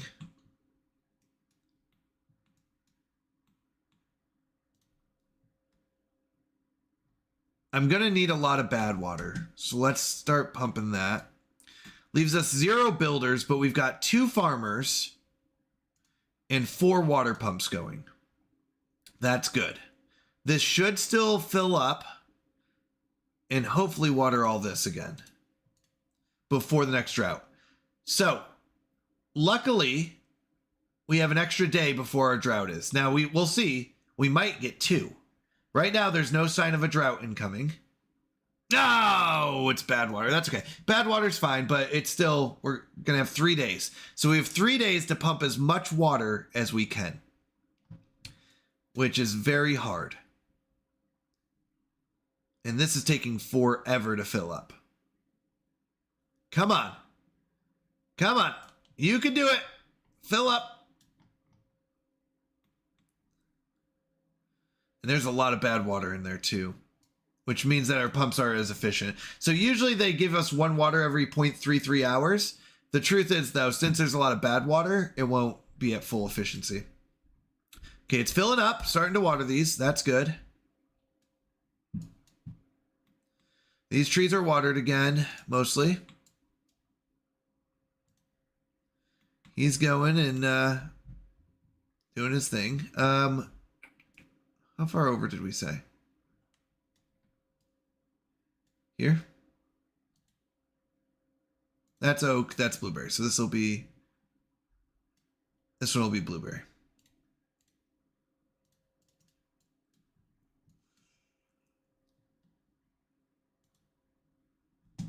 Let's build a storage.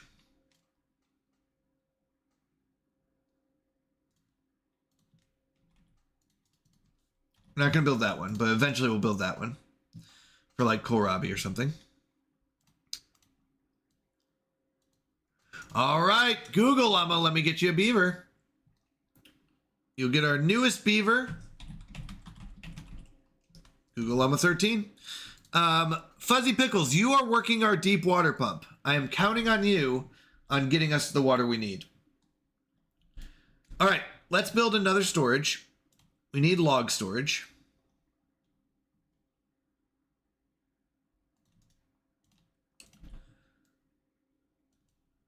This will turn into water storage or something. This will be logs. All right. I'm going to pause this to get our builder. He's going to create this for logs, which will store a bunch of logs. Water's going up. We need preferably 600 is our goal. I don't think we're going to hit 600. Do I want another water pump? No. We're up to 200, which is a number.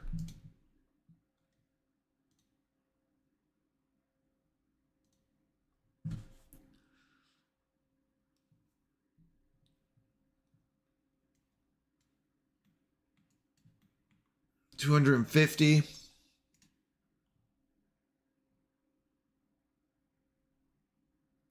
Really would like more water.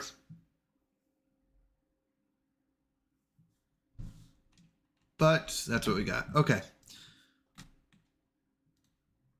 We need a lot more metal blocks. We are very shy on metal blocks.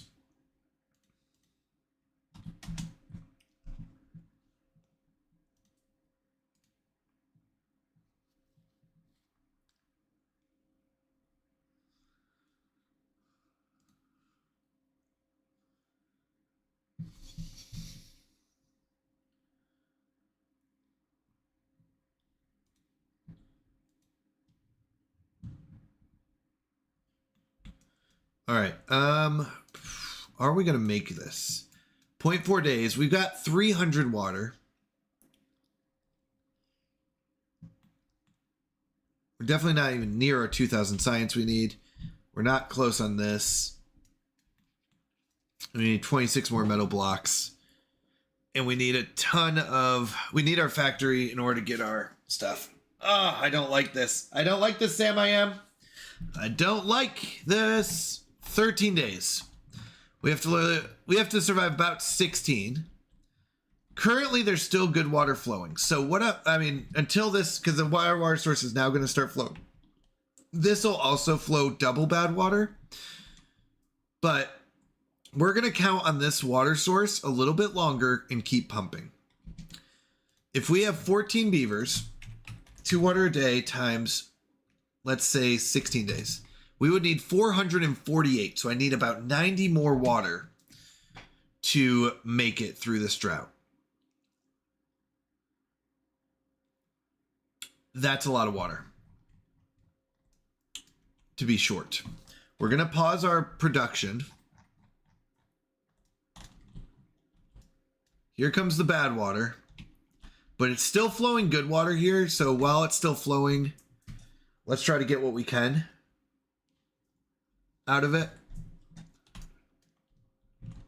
It's just, that's a lot of water to be short.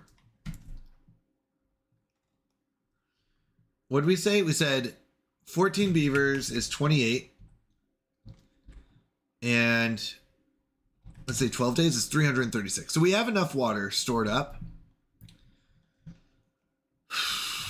But okay, so it's still flowing in as good water, mostly. Not great, but still good water. As soon as it stops being good water. Okay, so probably about now. We're no longer getting good water. We're getting pretty much mostly bad water. We're going to turn off our pumps and do that. Okay. Let's survive, people. Let's survive. It's what we do.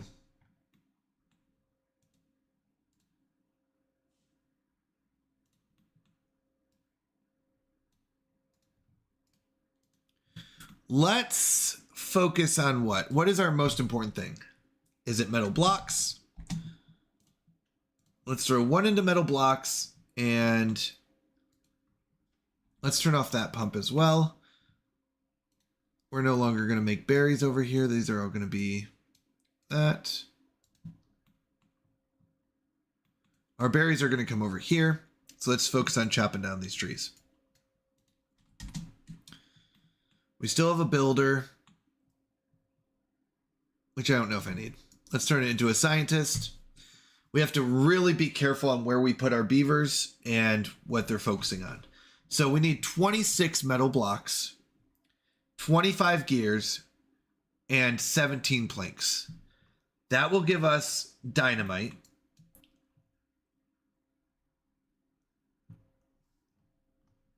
Dynamite will allow us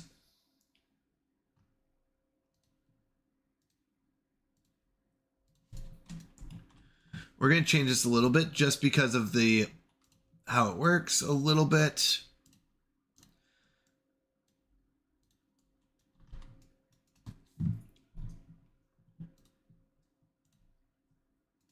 That will require us to go down into the bad water here. Oh, that's unfortunate. To plant this dynamite.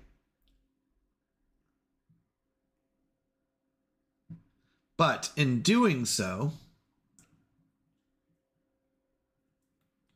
it will give us more storage for water. And it will also allow for our tunnel to come through. Yep, we'll just have to do it during a drought. All right, Needlerk, I totally understand. Thank you again, Running Pico. So good to see you. Have a wonderful day, and I appreciate you stopping in. Everyone, go give Running Pico a follow. Fantastic streamer. Amazing person. I love catching your streams. Thank you. All right. 2000 science is the last of our science needs.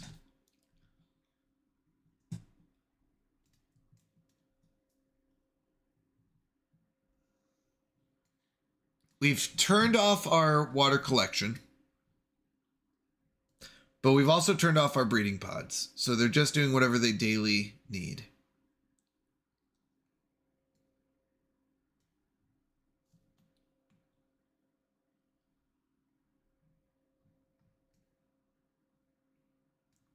We are going to want sluices. We could use floodgates in the beginning and turn them into sluices if we want.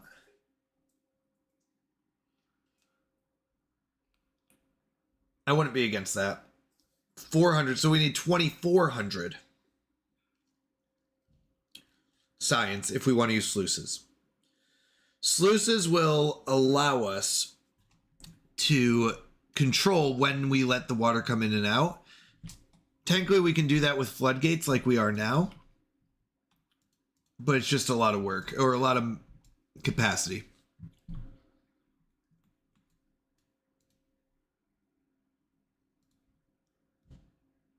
Oh, I thought we finished this.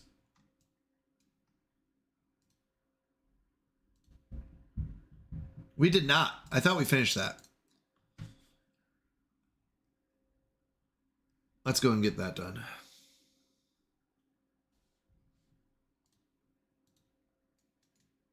It doesn't matter. We're going to turn it off as soon as it's built anyways. But I did think we finished it. Okay. 2 more metal blocks. Google Llama, you're our builder. Let's go. 1 more metal block. Build it, Google Llama, build.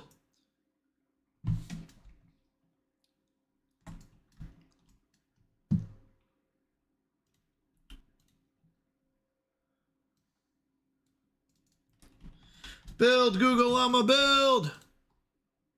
1 more metal block. Okay, 1 more metal block. This is built, and that's used for the tunnels.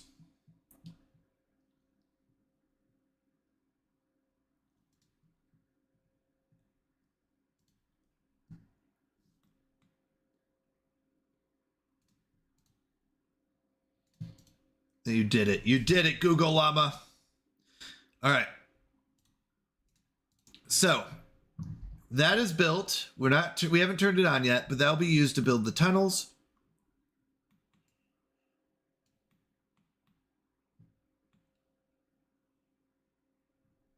Wow, we're going for a much longer term solution than I probably need. Question, is that going to get us killed? Nope, it's not going to get us killed. I've decided it won't get us killed. It has been decided. All right.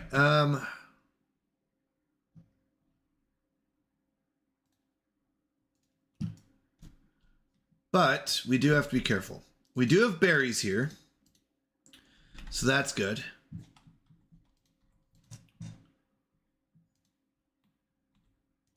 I'm going to turn these on.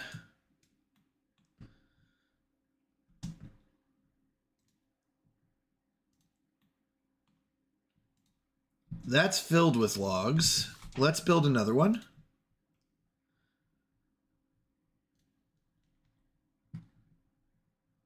Because we're going to need so many logs for our giant wall over here. So we have this really high wall that we need to build after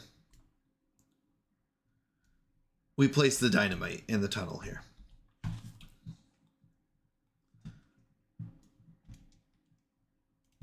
In fact, this will be our last wall.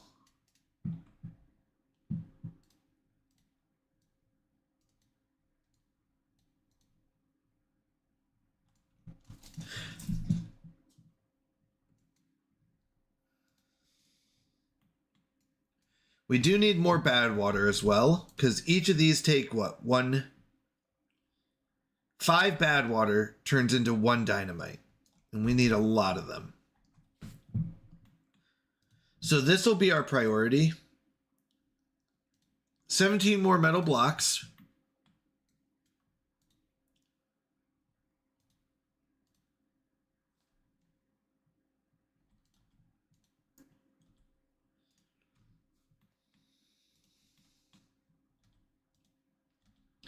We're collecting up as much wood as we can for our giant wall.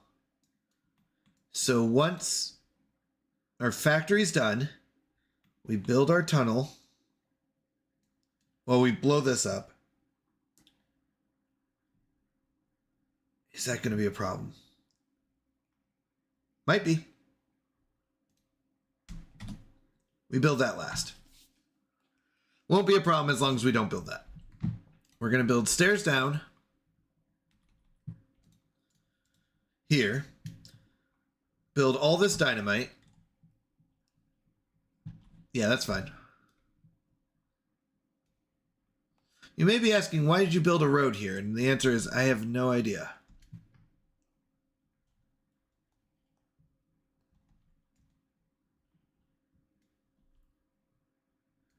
Or a road up here. Was I planning? I think I was planning on doing more water storage there or something. But we definitely don't need it. Okay. Plant more trees.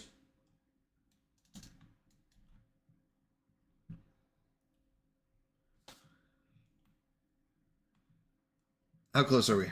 15 blocks away. So 14 more.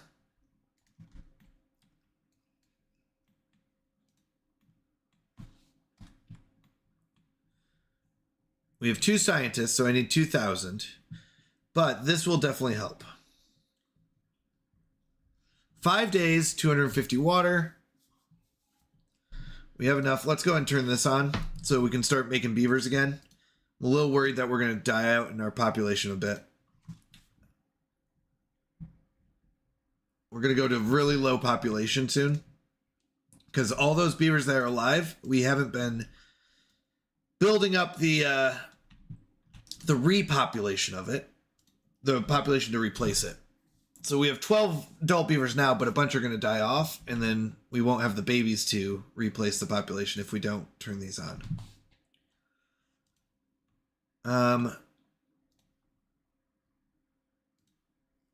Yeah. Yep, there goes this. But that's only 4 days. I think our berries will survive that. I just realized I had a berry collector this whole time.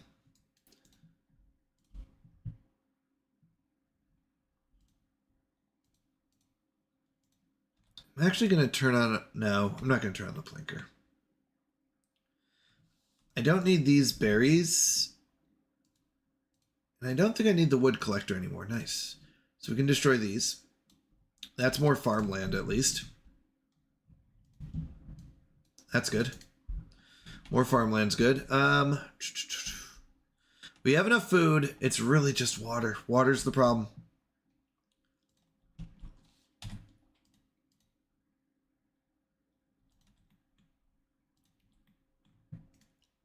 Let's get another scientist going. 3 days. We'll have enough water now. Just as these droughts get longer, it really hurts. It really hurts. That's the truth. Okay, needed 11 more metal blocks. And then planks and gears.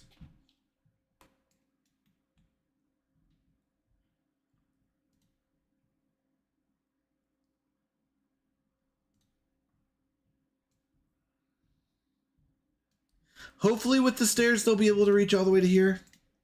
We'll see.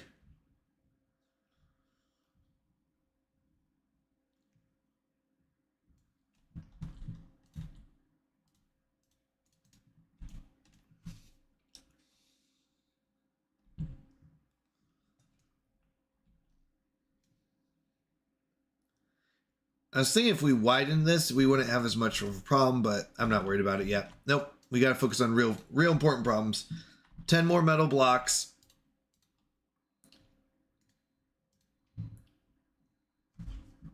We need to get this done.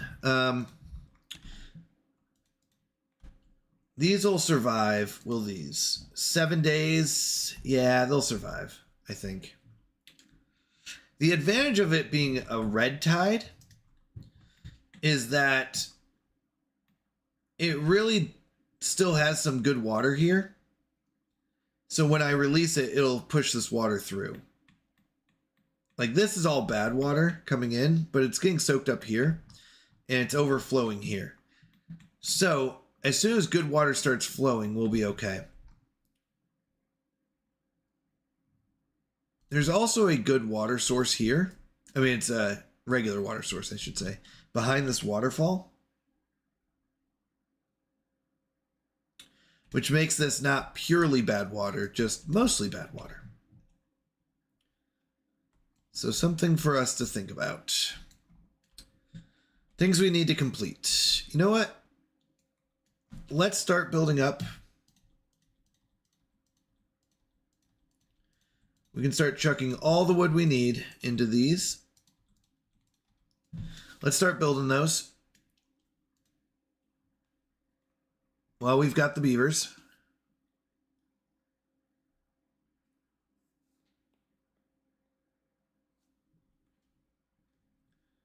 We're at 600 out of our 2,000.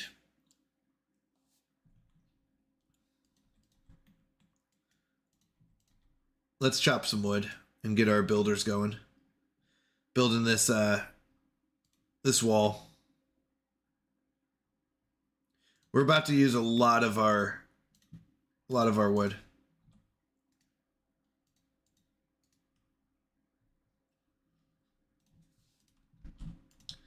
All right, plant some more berries.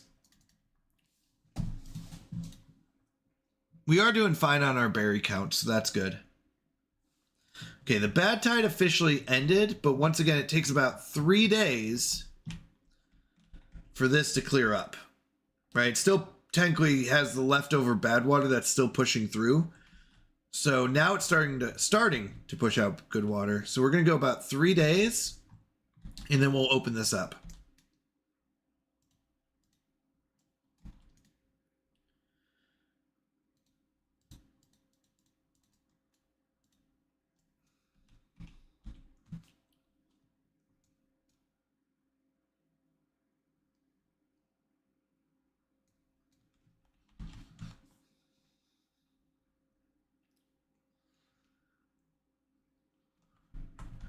All right. We are moving forward. It's just very slowly. We need 8 more metal blocks. We've got 3, so we need 5 more. Okay. We are moving forward.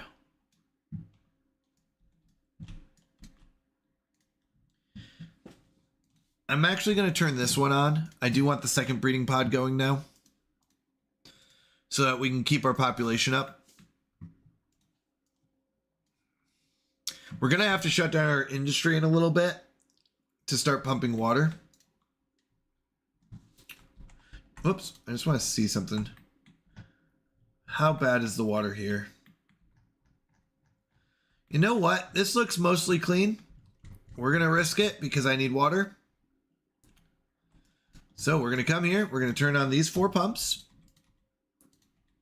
We're going to turn on the bad water pump. We're going to turn off our industry. What does that put us at? -5 beavers. So I need to shut down one of our wood collectors. And we're going to go ahead and let the water in. So this is going to flow in. It's going to fill up pretty quickly, I think, because it's been storing up here.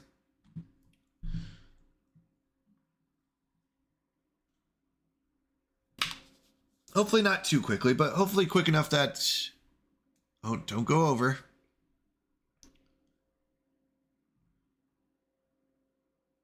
Okay. So far, so good.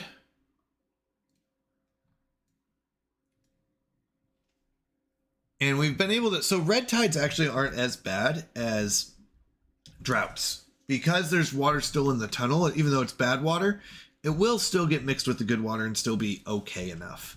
We just can't go walking in it. That's the big rule.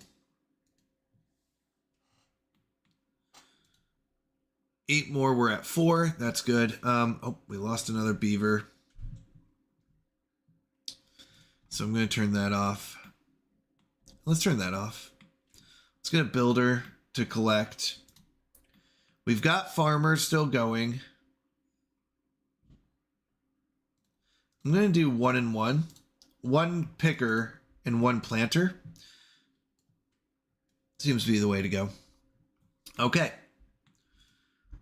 We're collecting.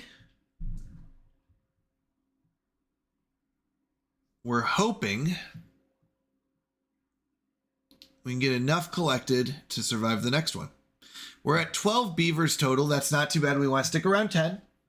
Up or down, plus or minus.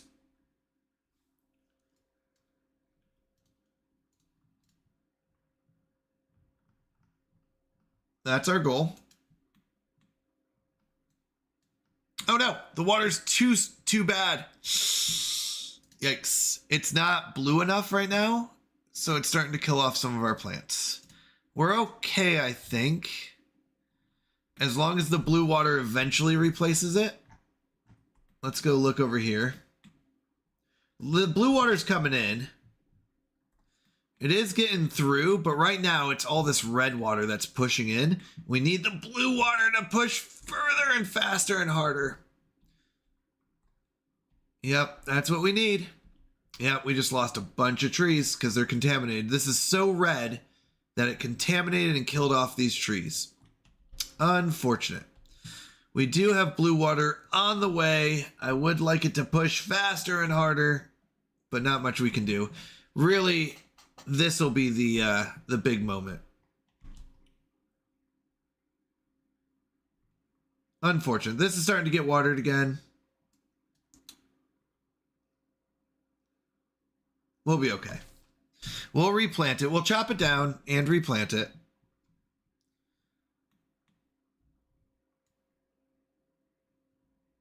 It's just unfortunate. We're collecting water. Not very much, though. Good news is we're on day 5. That's really lucky.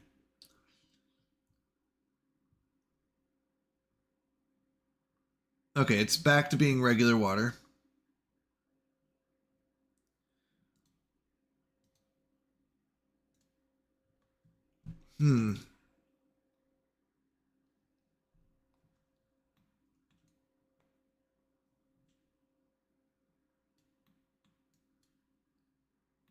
Yeah, it's starting to be watered now.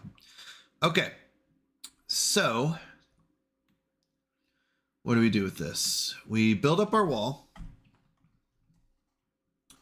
We've got 3 days, and then we have a drought coming in. Hopefully not a super duper long drought.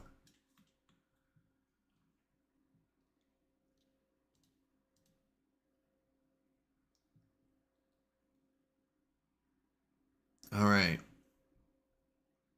We are gonna survive, people. We need 9 more metal blocks. We're at 4. We turned off all our industry to start collecting water. We're up to almost 400. Remember, 600 would last 10 beavers 30 days. That's kind of our goal, our minimal goal.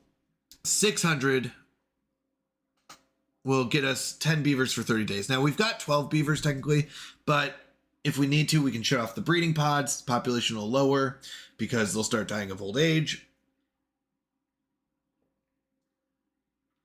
So overall, we could be okay. This is just a lot of work to get to tunnels. We need 2,000 science, and that's just to open this up. Even after we open it up, we've got a lot of work to build all this up.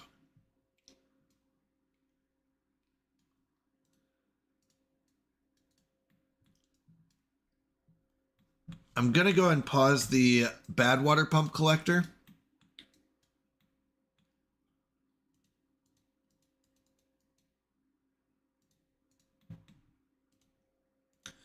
We're going to prioritize building this wall.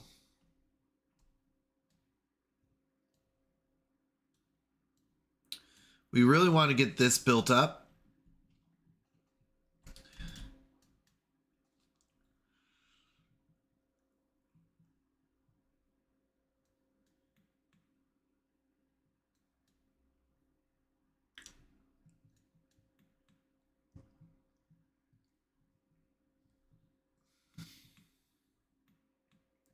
Okay, 1 more day of pumping. We should be able to hit 600. That's a good solid number to aim for. We're down to 11 beavers. So notice how, like, even though we have both of these turned on, we're still only at 11 beavers.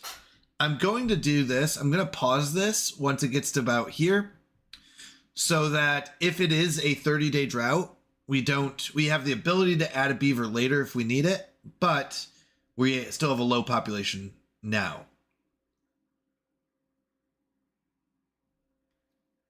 Okay, that's close enough. So same with this one. We'll let it fill up for right now, but I don't want to overpopulate and run out of water because we're going to have to stop pumping pretty quickly.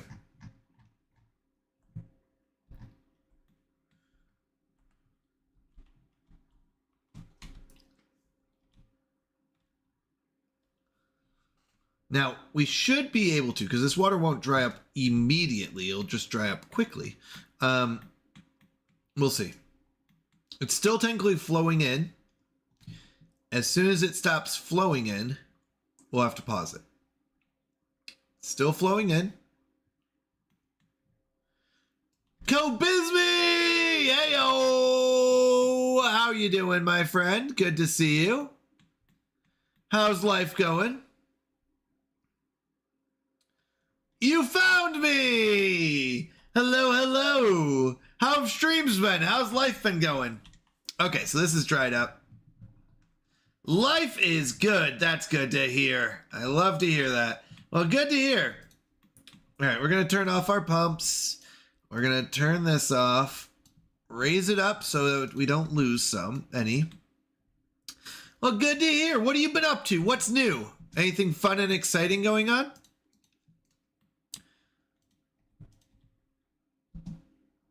All right, that gives me 3 builders. I need wood cutters and a planter. Okay.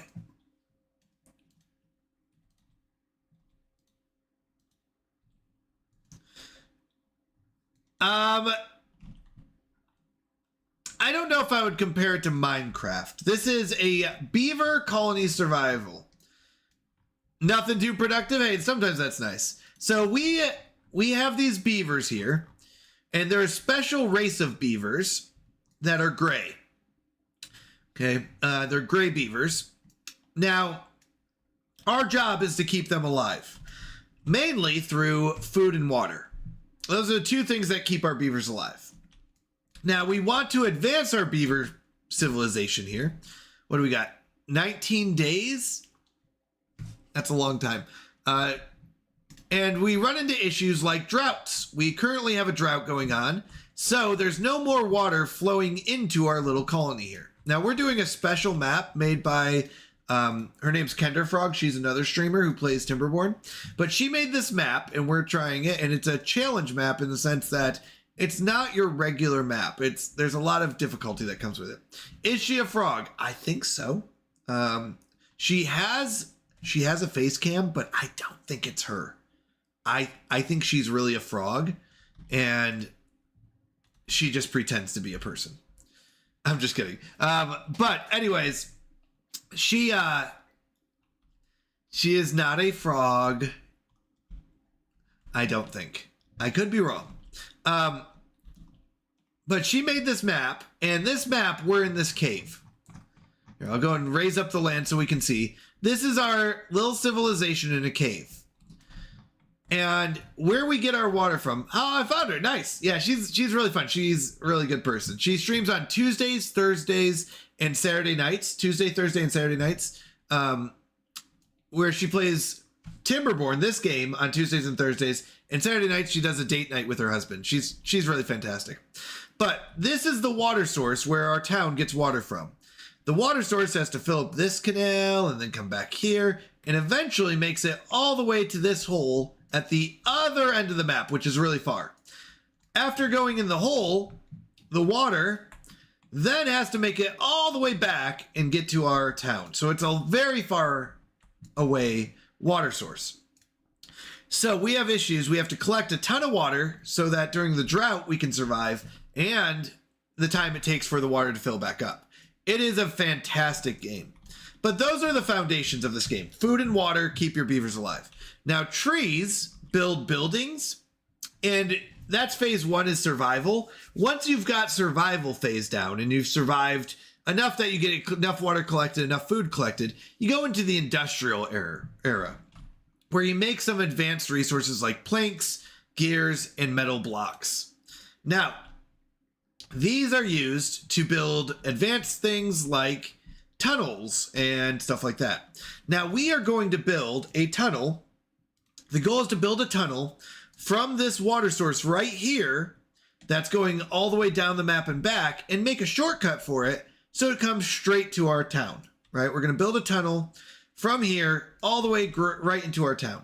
Now, we do have to be careful. We don't want to flood our town because then our buildings won't work. So we need to make these walls, these levees, to make sure the water stops here and waters our land without flooding it. Now, that's the first part. Tunnels take science. We need 2,000 science to figure out how to make tunnels. So we have this little inventor person here who's sciencing, who's making science, right? Every hour he gives us 1 science. So we are up to 827 science. We need 2,000. So work at it, Beaver. Go science.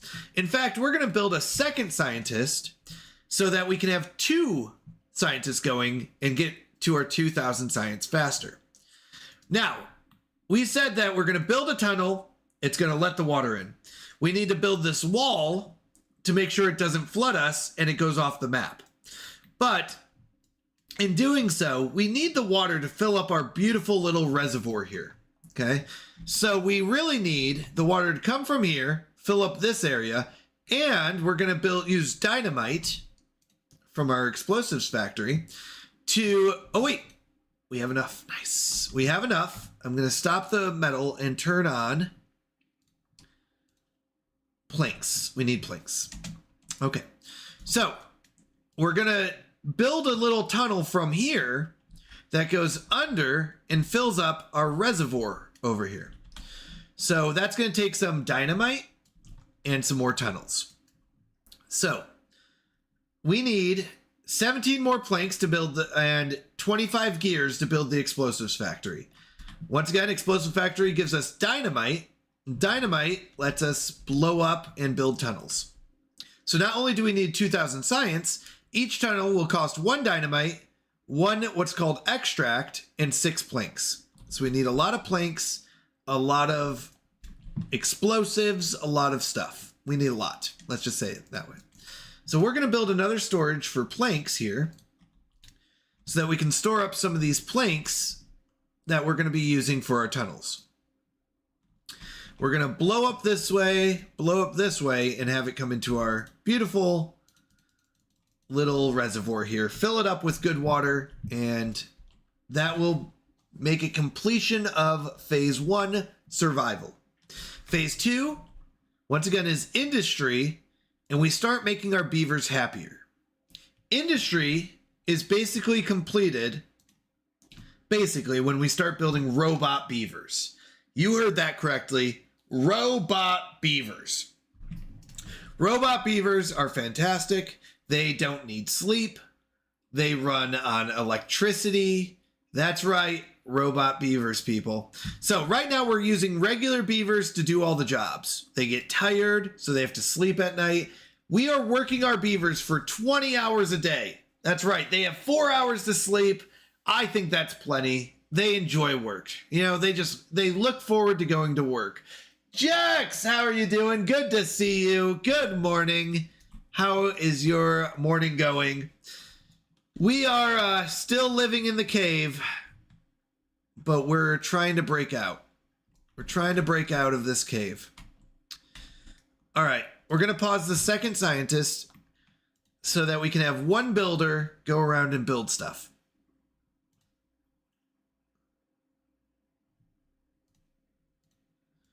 We're going to say this is the highest priority here. You know what? Whoa! Colef not catching anybody today. We haven't had any rebels stop in. But what are you up to today? Any big plans for this Thursday? All right, we're building up our explosives factory. Why not? Jex, if you don't mind me asking, what browser do you use? It might be your browser. It doesn't show the button. Brave. It might be the browser. I don't want to say it is, because I don't know. Twitch doesn't like Brave. It might not. It has amazing ad block. Yeah. That might be why Twitch is saying no. I agree, by the way. I'm all for ad blocks, by the way. Feel free to use ad blocks here. But that might be why.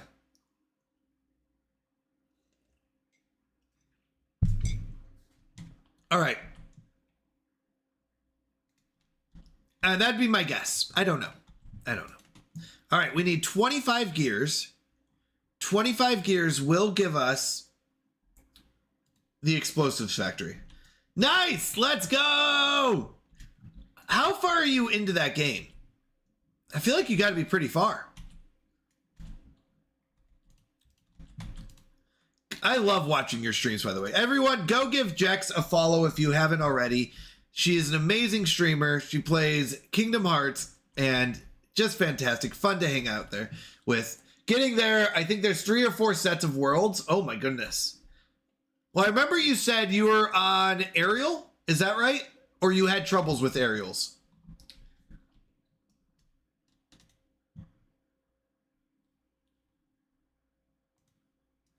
Do I care about this?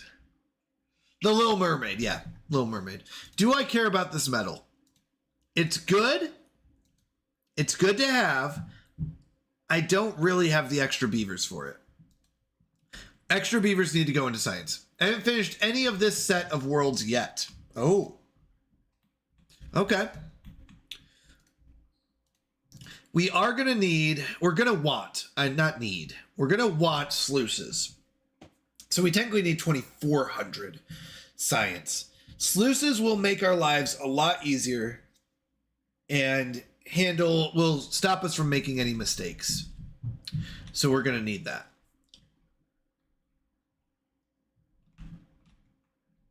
Which Kingdom Hearts are you on? Because I know there's a few of them. I don't know which one you're on.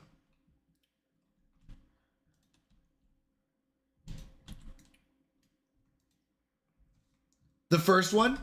Wait, I thought there was... Well, hold on. Let me think real quick. There are about 9 or 10 games. No, have you been playing the first one the whole time? The main storyline has 4 now. Maybe I'm wrong. I thought it was like 1 or 1.5 or something. What's the Kingdom Hearts called? I thought it was like 1.5 something or something like that. I never played the Kingdom Hearts, so I don't know. I know they're good games. I like them. It's a re-release called Remix 1.5. Okay, but it is just the first game then? So it is 1.5. I was correct on that. I didn't understand fully. I thought it was like they made 1 and 2, and then they were like, no, it'd be really cool if we made a third one in between. I hate that they call it, but the 0.5 refers to the re-releasing of it. Okay, so it's still number 1, just re-released. Got it. I thought it was you already played 1, and now you're playing through 1.5. So many games do that too. Yeah, I mean, yeah, I don't know. I don't know how a better solution. I don't have one. All right, we are gonna let this go for another 4 days. So around 4.7 days, we'll go and drop water in here. They also released a prequel that chronologically happens before the first one, LOL. They call it 0.5.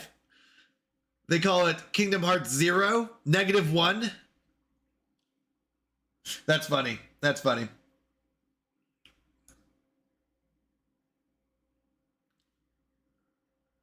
Now, I think that one is Birth by Sleep. Interesting.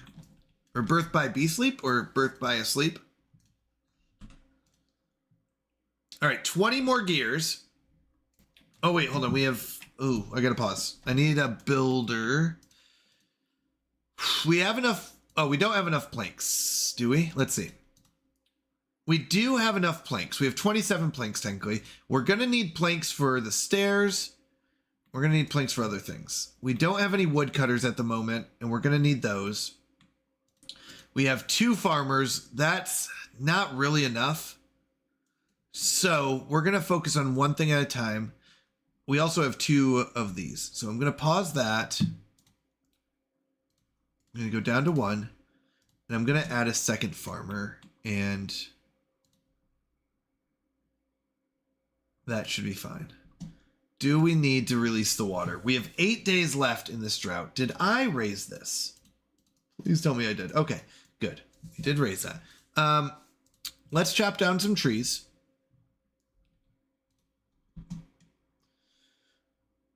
Man, you up to how many beavers? 8. I have 8 with 1 kit.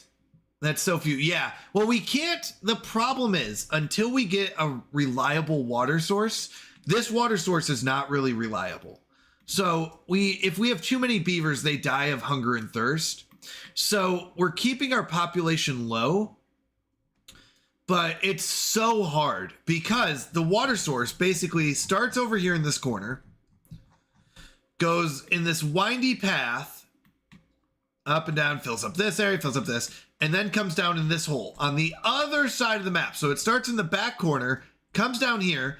After getting down here, it has to make its way back towards our town across the map. So it's not a really reliable water source. It takes too long to fill up. It's also got this problem with mixed bad water.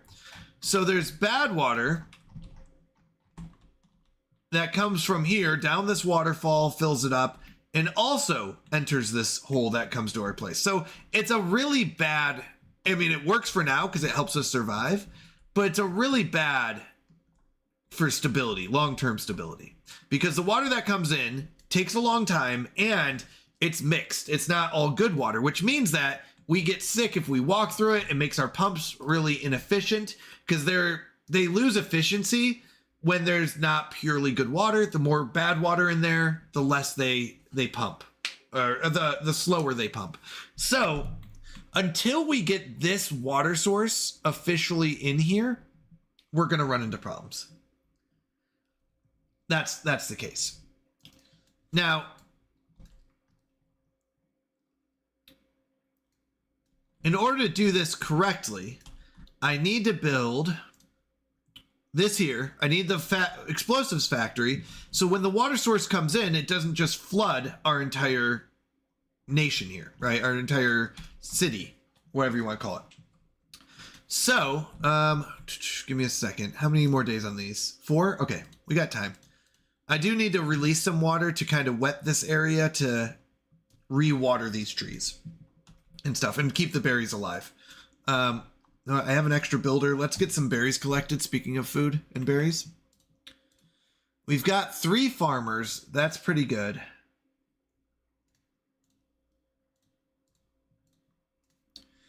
Hello, Kolath. Hello. So we're trying to stabilize and do it in an efficient way. We're eventually going to build a wall to keep the water in here.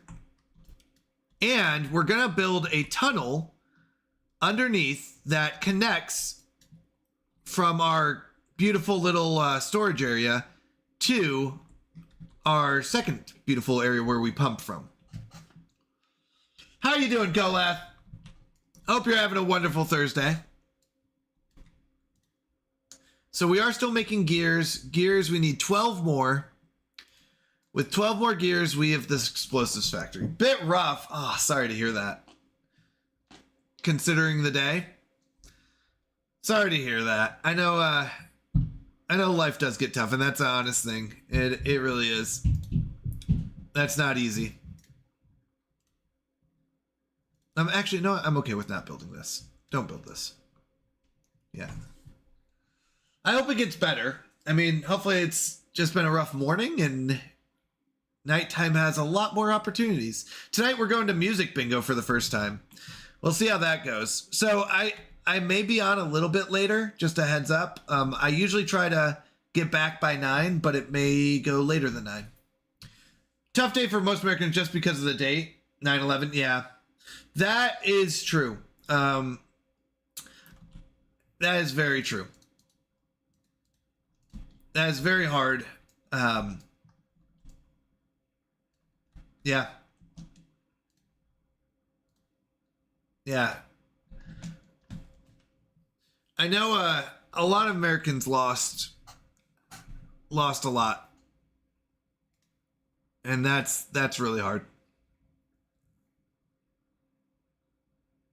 So I hope days like today I feel like we should stop and recognize that all that we do have, and I'll even pause the game for a moment, that we do recognize what we have, how blessed we are, and it's hard losing people, and that is very tough. And I think it's really important to support each other during this time. So let us know if there's anything we can do. But that's all I'm going to say about it, because I come here to chill about it, and thank you for that. Yeah. So thank you. Thanks for reminding me, though. I think it's sometimes I just get into life too much and I even forget about how important it is to be there for each other and love each other. So you've come here to chill and hang out. Let's do that. If you ever need to talk about it, let me know. But if that's what you're here for, let's have fun.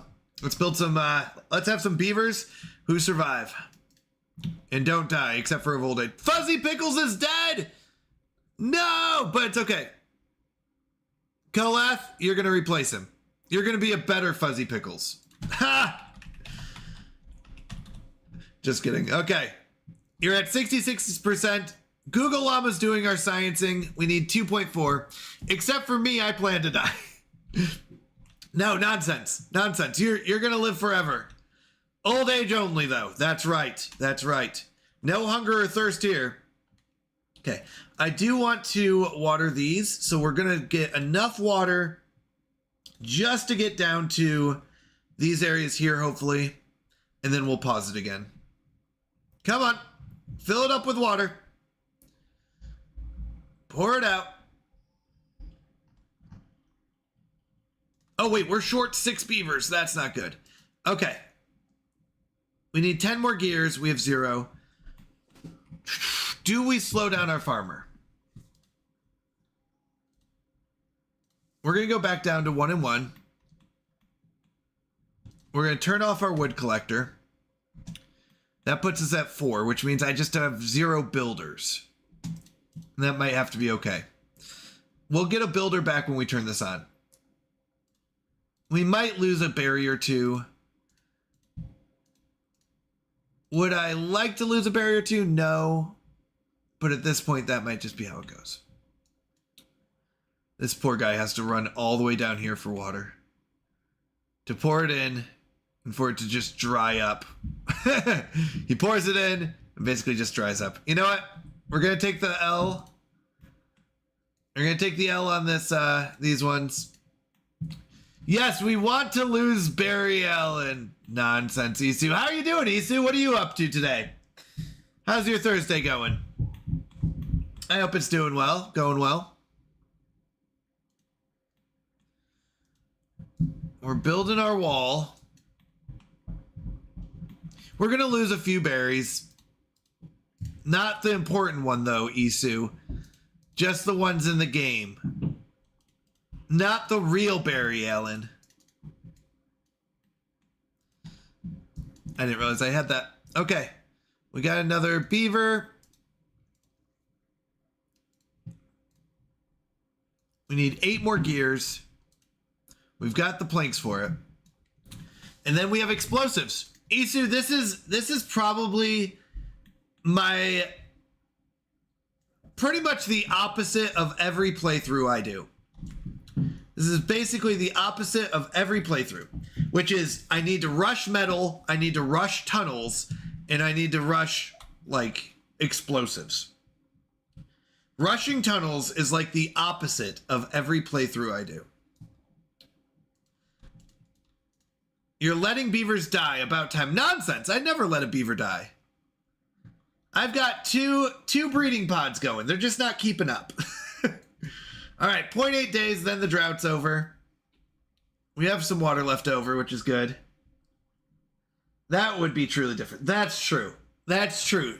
Letting them die of non-old age. But this is the opposite of how I like to play up my, send them into the water for fun. Stop it. Stop it. Look at that water. That is not clean water. That is dirty, dirty water. Look at all the dirt and redness. Oh my goodness. That would be the opposite. I'm sorry. I was incorrect. By the way, I don't know if you were here for last night's stream. I I admitted that I was possibly and most likely incorrect about candles and how they work. All right. It came up again.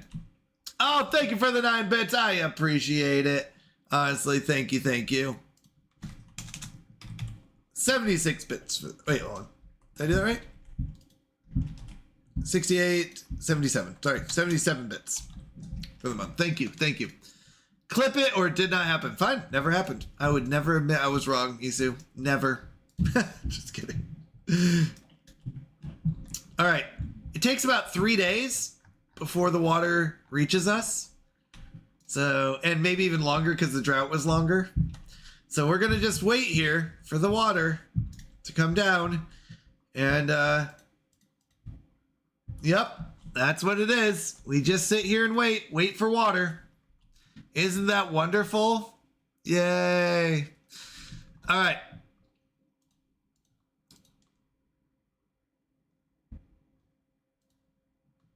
We are 1 gear away. Plug in the 1 gear. All right. 1 more gear and we have explosives. Explosives require bad water. So we're going to have 1 person running the explosives factory. And then we can start filling in our dynamite. We could use some more planks. Think we have the gear. Okay, we have the gear.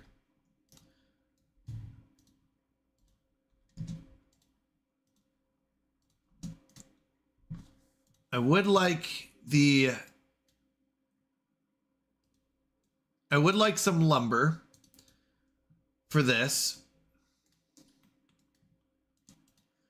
And this is where we get into tricky movement.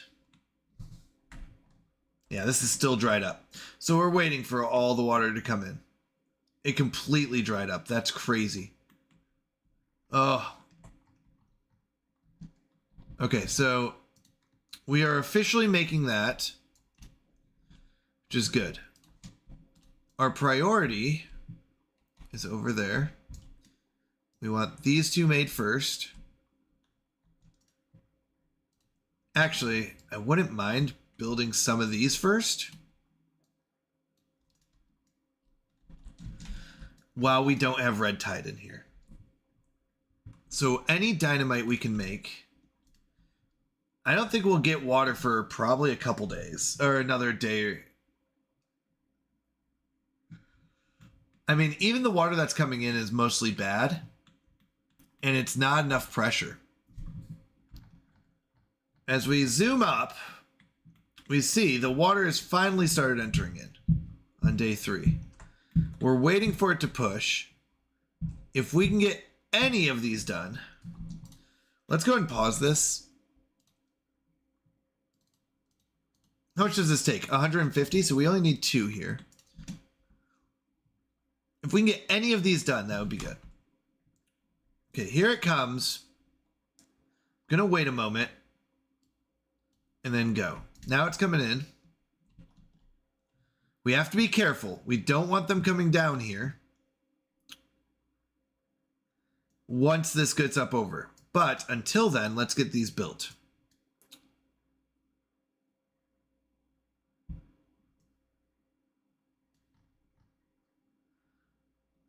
Let's see.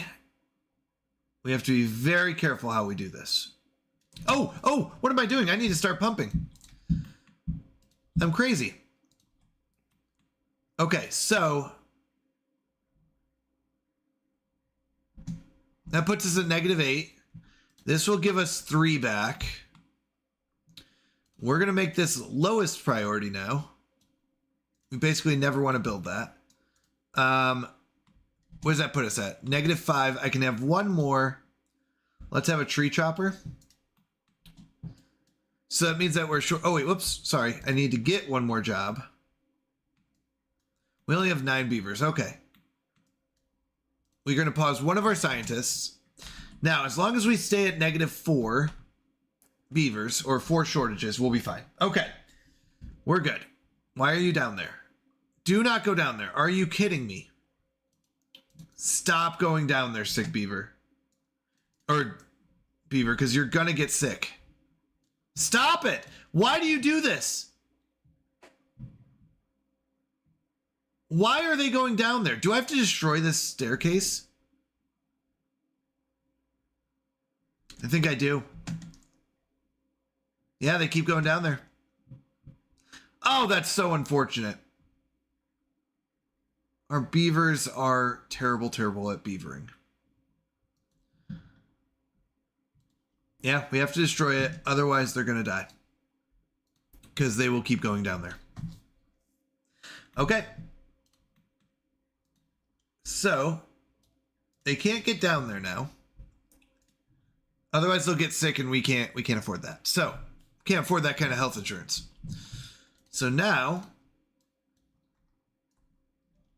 eventually we need to build up that whole wall, but right now we're okay.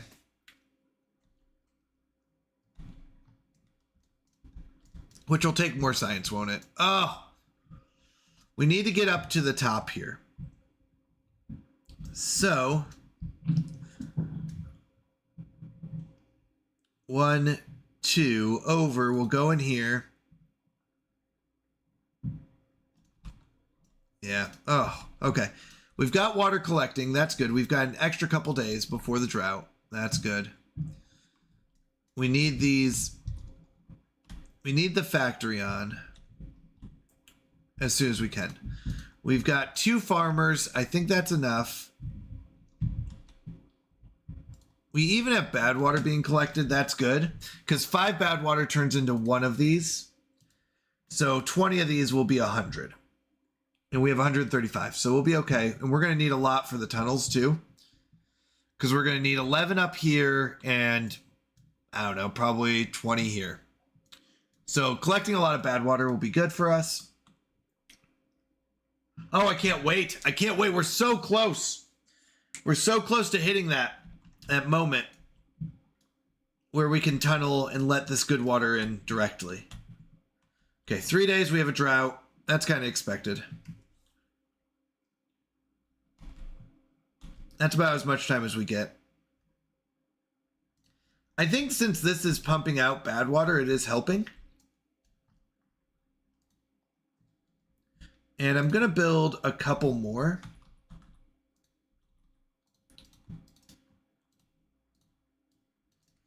For the bad water. So that we can keep pumping out that bad water. Good news is we don't have to go far for bad water. It's right here.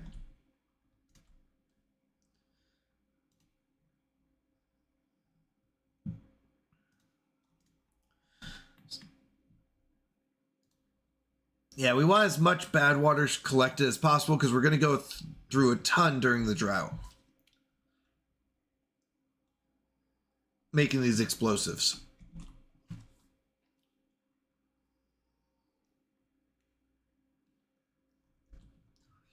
If it's a long enough drought, we're going to actually pause these towards the end. If it's a long enough drought, this dries up and we can build those stairs again. It's unfortunate that we have to kind of go back and forth on it, but if we build those stairs again, we can maybe get most of this done. We do want this to be done. Oh, let me think real quick. Yeah, before we can build this tunnel. We need to build this tunnel, then this tunnel, then this tunnel. In mostly that order. All right, we need 800 more science. We're almost there. We've got 1 more day to pump. 600 water keeps 10 beavers alive for 30 days. So, we don't want any new kits. Wow, these are filling up faster than I thought. So we're going to pause this as it reaches the end. We're going to give it a little bit more time just to get closer. So if we need an emergency beaver, we can turn it back on. Just give it a little bit more. Keep going. Keep going. Keep going. Keep going. Keep going. Keep going. Keep going. Keep going. Keep going. Keep going. Stop! Stop! Stop right there! Stop! I'm just kidding. That's how it goes. Isn't that like, have you ever backed up a car that had that person? Okay, come on. You got plenty of room. Plenty of room. Come on. Come on, press it. Come on. Come on. Stop! Stop! Stop! And you're like, what just happened? You went from plenty of room to immediate stop right away. It's life, though. All right. They're building up the wall. We could probably pause these. I was kind of using these to try to get as much metal out of here as we can, but we don't really have enough beavers to handle that. Okay. All right, we're going to get 5 beavers back in a moment. As soon as the water stops dropping into here, we're going to keep it going here. So, the water's filling this up. That's good. Once this dries up enough, then we'll pause it, but we'll keep collecting. So we have only a 19-day drought, which is good. We have 600 water, which is more than enough right now. And we can even keep collecting for a little bit longer. And stop it. Okay, perfect. So this is the point where we don't want this water to go back out at all. It shouldn't, but we won't. Pause these. That gives us a lot of beavers back. So we need to turn on our industry. That's one part. I need to get more wood. So that leaves us 2 builders with wood collectors. I could even add another scientist, but you know what? I'm going to keep the 2 builders instead. I want to get this wall built up. We need to get this built as soon as possible. All right, we got one of our... Okay. And we need to do a second one. So, these right here, we're going to go down and then tunnel.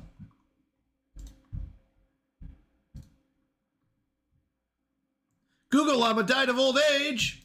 No. So we're going to build stairs down so we can build tunnels across.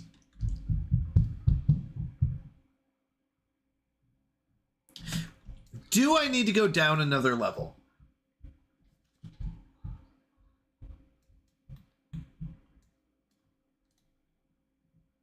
I might not. I may have done too much.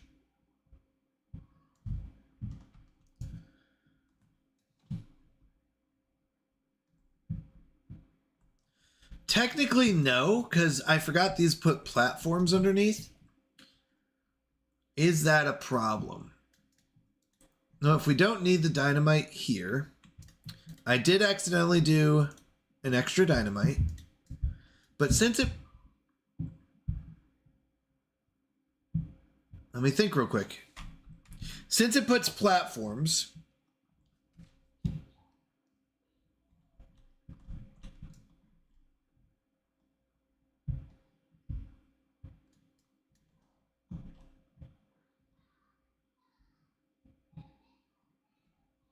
Technically, the answer is no, which means I don't think I need this to be dynamited down yet.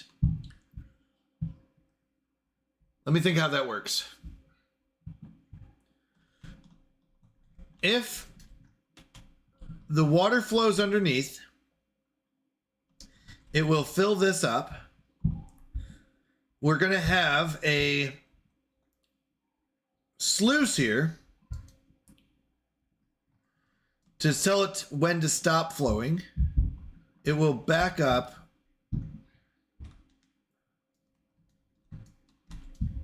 Under the water.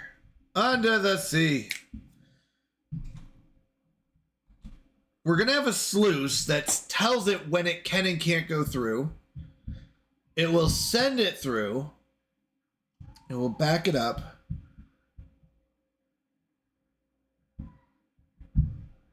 It will... Eventually we will want these, but you know what? I don't think I need them right now.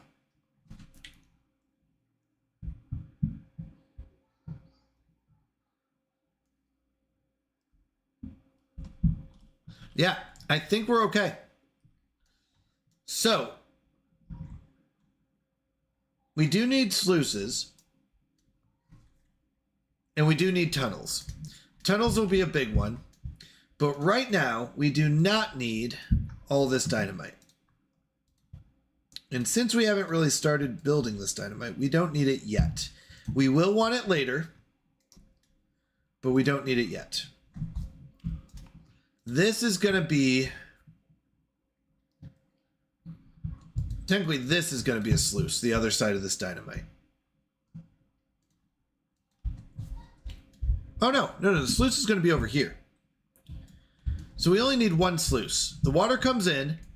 If this is filled up, then it stops pumping it in and goes up here.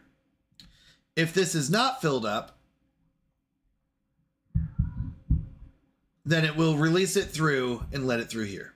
So if it's not filled up, and then we'll have one here that says if it's bad water, then don't send it through. Okay, so we need 2 sluices overall. We do need sluices. Let's go and get those scienced up and start building those. In order to get sluices, we need metal, though. Oh, we need tunnels anyways, though. Tunnels before sluices. It doesn't matter. Either way, we need both. So I need dynamite for the tunnels. How much dynamite can we hold? You can hold 5? That's it? Okay, let's get storage. What does dynamite get stored in? Not that. Okay. So it gets stored in this. Let's go and press play. Build this. We're not going to make it kohlrabi. We're going to make it explosives. We're going to store up about... We don't need 200. We need 11 here. So we're going to need... Oops, not that. Sorry. We're going to need 11 here. And then 1, 2, 3, 4, 5, 6, 7, 8, 9, 10, 11. Well, 10. 11 to 10 plus... Is that another 10? No. 1, 2, 3, 4, 5, 6, 7, 8. So that's 18. And then we're going to do 19 here. Actually, this could just be regular dynamite. So we're going to need 18 extract and 19 dynamite.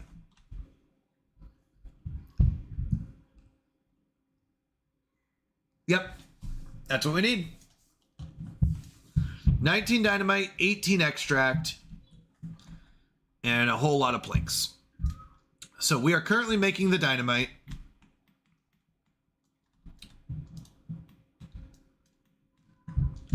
Which means that I can use more scientists because I don't need builders right now. We just need to make the dynamite, and then we need to make the extract. Once we have enough dynamite and extract, and let's save up a barrel for extract. Yeah, 1 barrel of extract will be good. Once we have enough dynamite and extract, we'll turn on our builders, build up the tunnels, and go from there.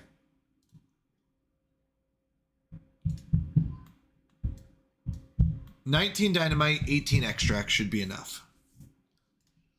It will build this tunnel, and it will build this tunnel.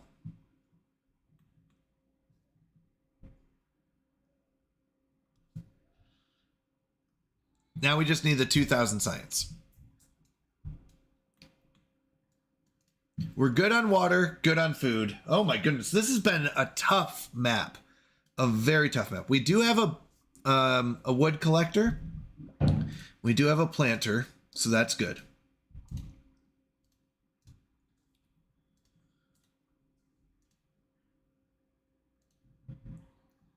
These are still marked for chopping.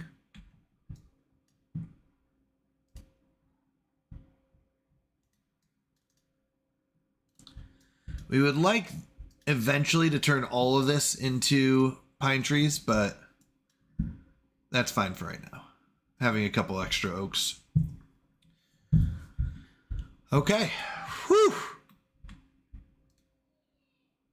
We're up to 9. We need 19. Okay. 8. Why are we at 8? Because he's carrying? Okay.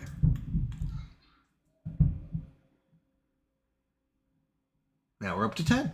Okay, we need 19.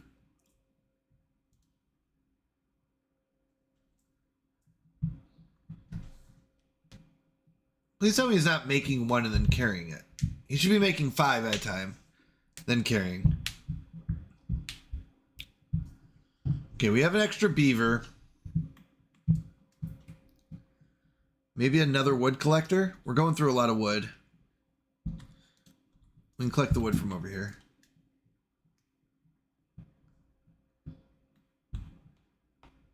This has been a really tough map, though. Kendra did such a great job.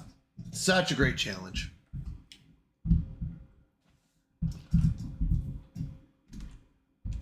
You know what? Instead of a second wood collector, let's get a berry collector here.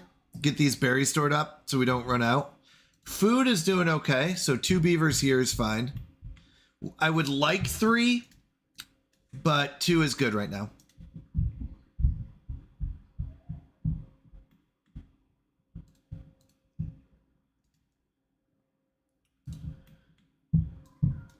Hello!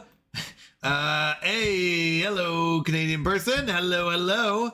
How are you doing? This is called Underdark. So this is a map that Kenderfrog made. And the idea is that you start off in this cave. I am for sure alive. Let's go.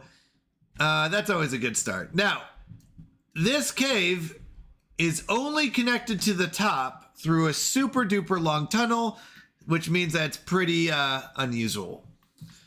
Underdark, eh? Yup. So, once again, we are in this cave, and if we lower the map, where is Dritz? I'm not sure what Dritz is. I'm so sorry. So, this is our water source, and you might say, oh, where does the water come from? So, it comes from this long tunnel that goes to the other side of the map, and if you look how long this map is. Now, you might say, oh, that's not too bad, except for this is a hole that does not have a water source in it. The water source is actually back on the other side in this corner. Driss is the most famous person who lives in the Underdark. He is an elf. Oh, I need to get up on my D&D lore. I see. So this is actually where the water source is. So in order to get water to our little town, the water has to start here, go through this windy path, all the way to the other opposite corner of the map. Once it starts filling up this hole, it then has to go all the way back to down this tunnel towards our thing. So it's super far away, let's put it that way. He's also in Baldur's Gate for a second. Nice. I need to play that game. I really do. So basically, it's far away. Let's just put it that way. It's a very big pain. So in order to basically maintain stability, we have to build a tunnel from the water source that's in the corner here to our town. Now, in order to get the technology and all the resources for tunnels, that is super tough. That is what makes this map so tough, is that it's like, oh, but it's right there. And you're like, yes, but it's takes so much to get the technology for tunnel, the science, and the resources for tunnels. So that's what's taken us forever. Oh, Baldur's Gate 1. That old, yes, that old. That's funny. So we're going to need 19 dynamite and 18 extract. I think were our numbers. We could probably make 20 dynamite and 20 extract to be safe.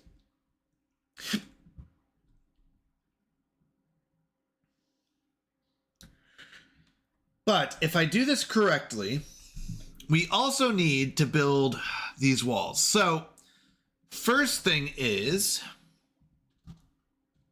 build the tunnel to here.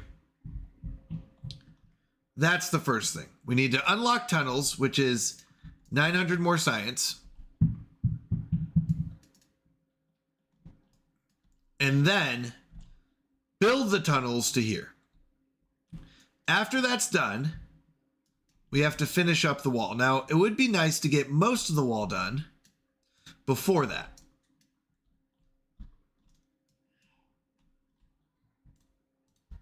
I'm working with 2 farmers, a woodcutter. Let's do this. Let's do it with 2 builders.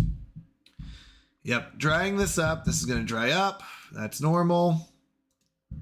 So we'll have to release some water in here to get these berries not to die. Oh, you got extra? Yeah, I had to get extract in order to build tunnels. It's pretty crazy how fast you have to go into technologies and the advanced ones in this map. Because I agree. Yep, I had to get it. I mean, I technically don't have level 2 platforms either, so we could build 2 of the singles if we need to. I don't love that. But we're going to have to think of a way to build this upper tier.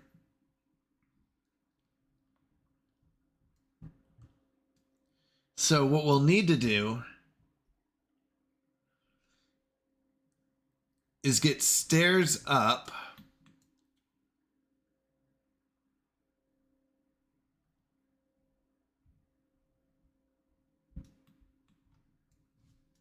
So what we'll want is a staircase. We'll have to do this.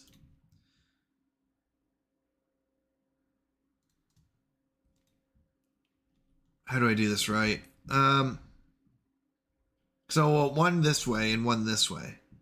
So if I go stairs here,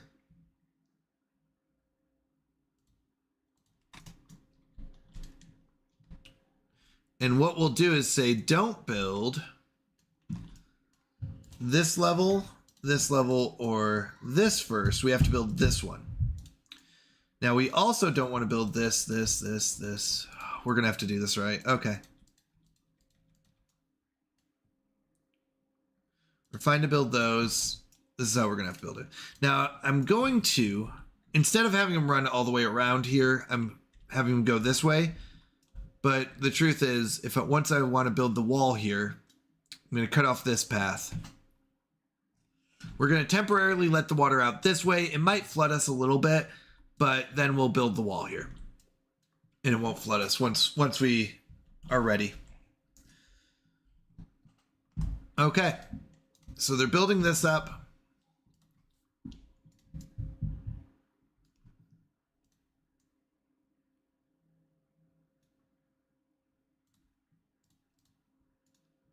They're going to finish the second layer.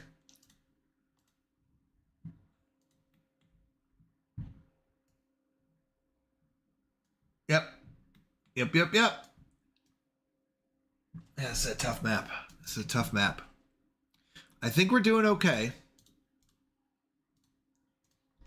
It's just a tough map.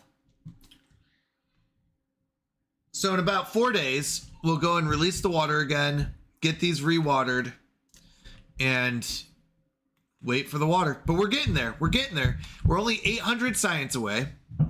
So that's good. I did pause these 2. Actually, I need to turn these back on. We're down to 10 beavers. We're going to lose a few from old age. Kolath, you're not allowed to die. About 7 days, we'll lose a couple. So let's get some more beavers on the way. We do have 2 scientists going, which is really good. Oh, yeah. Yeah, it's a fun one. It's a tough one. Nice. I got another beaver here. Let's turn it into science. As soon as we get 2K science,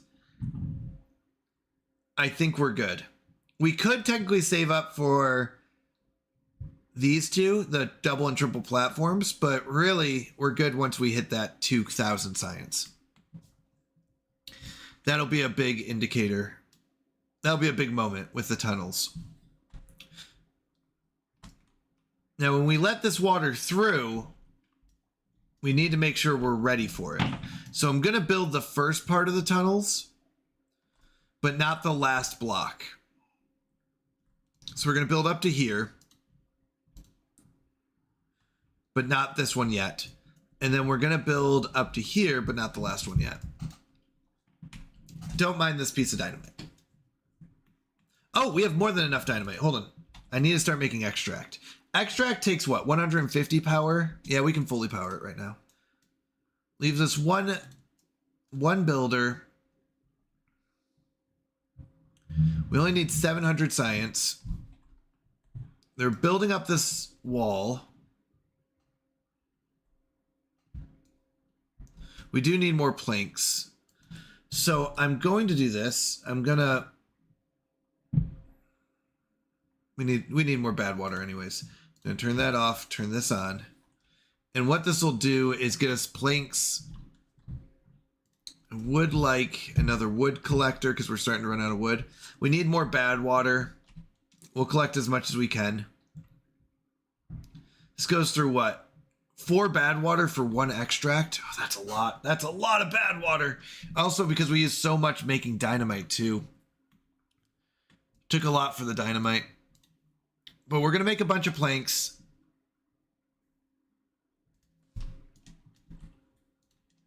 Okay, so the planks will build the stairs. The stairs will be able to reach the 3rd and 4th levels. So we'll be able to finish off this. We'll destroy it after and get some of the refund. So we don't need a ton of planks.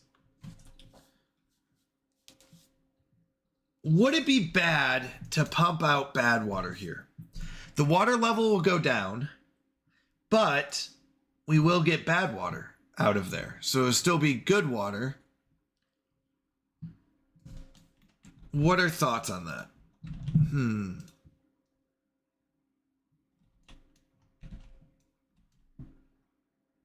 Might not be a bad strategy.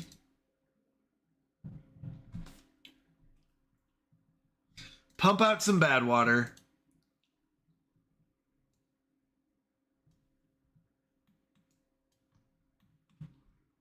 It might not be a bad strategy.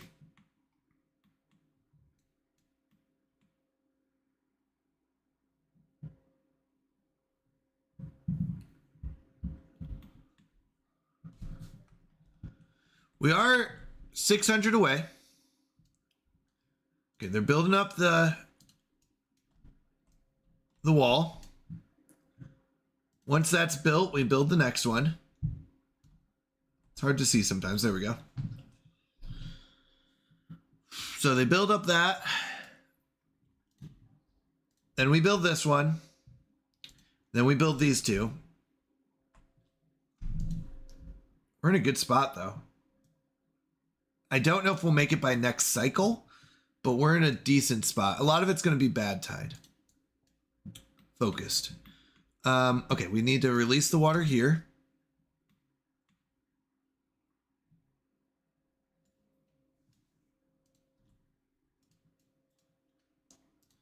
I'm going to pause one scientist, and I'm thinking of turning this on after 3 days. With 3 days left, I don't want to dump too much, but I need enough to get these watered again.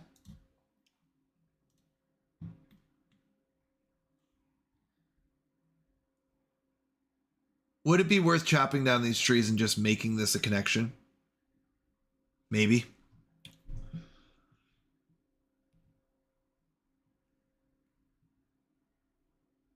To be honest, it would be better like right here, but that might be a later game thing.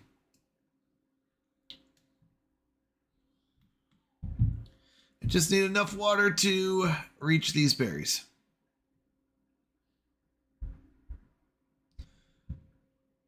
Uh-oh, it's not reaching those berries. All right, did we build up the second yet? Nope, they're building it still.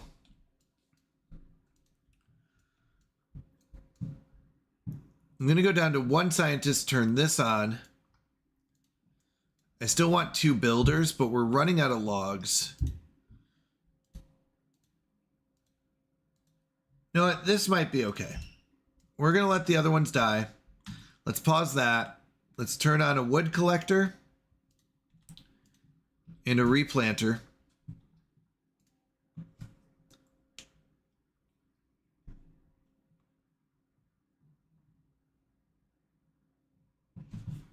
Or do you? Oh no, you focus blueberries. That's fine. We don't need to focus blueberries anymore. We're doing fine on blueberries, fine on food, okay on water. The dump was just to re-water these once. They should be able to survive now.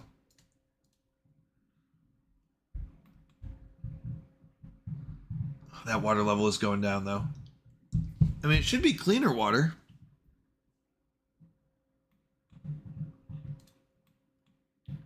I don't love this though. I don't love this. We are getting bad water, but I don't know. I don't want that. Let's get more trees. We've got a lot of building to do over here.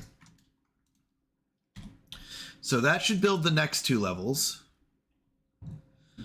We just have to make sure we do it properly so I don't get stuck.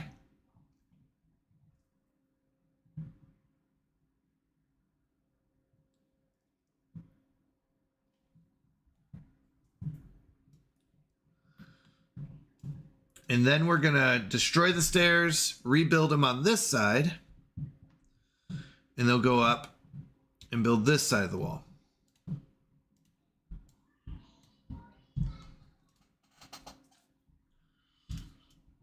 One day left in our drought, which means about 3 days until the water actually hits us again. That's a long time with no water. 3 more days. That's crazy how long it takes. Isn't it? Isn't that insane? I think it is. 3 days is a long time to be without water.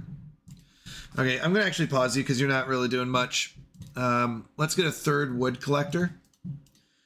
And they'll fill up the wood stacks. Builders. Done with that. Build that.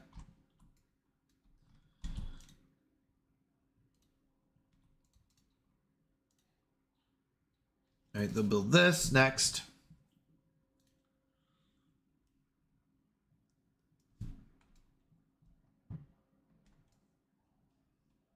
Now this is where we have to be careful on how we build it.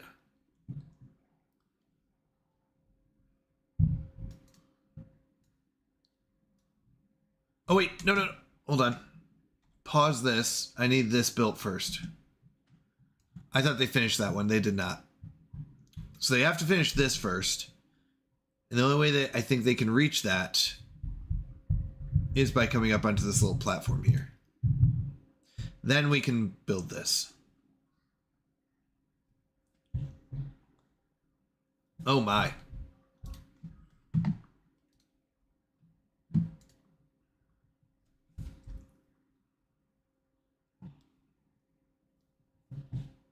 Okay.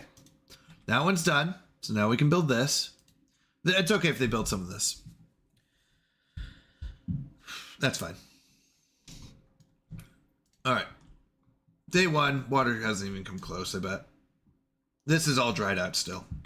Completely dried out. So we don't want to release the water out that way. At least it's watering something.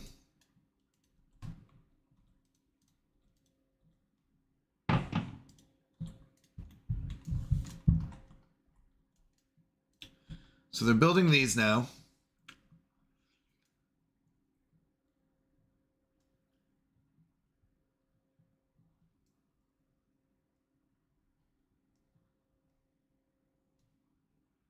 The only one that will take a while is this one here. All right. We're almost good on this. Wanted to make sure we're filled up with berries. Day 2, do we have any water in there? First, it should be red tide coming in. Yeah, so red tide will hit first. Day 3 in a little bit is when we finally get the blue. This, I don't think will reach us. I think it gets to like here-ish. Was it here or down here? Maybe I'm wrong. Maybe it will, because this should be sucking up water and pulling it back. Oh, maybe I'm wrong. Maybe it does reach us. Oh, no, it stops there. Okay, so right here. I don't know where I point to. Oh, no, it's still going. Okay, we got 10, 12 beavers. Okay, so they finished that. So that should be good. Now we destroy this one. And we can destroy this one too. Collect that and build our stairs up to here. Now, that...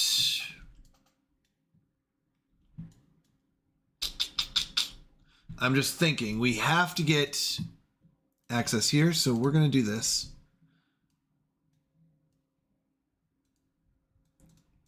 And we're going to destroy this. It's a little bit more walking, but we'll be okay.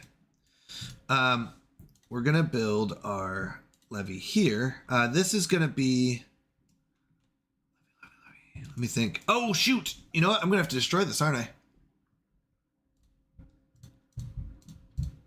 I think I will. Because I'm going to build a sluice underneath.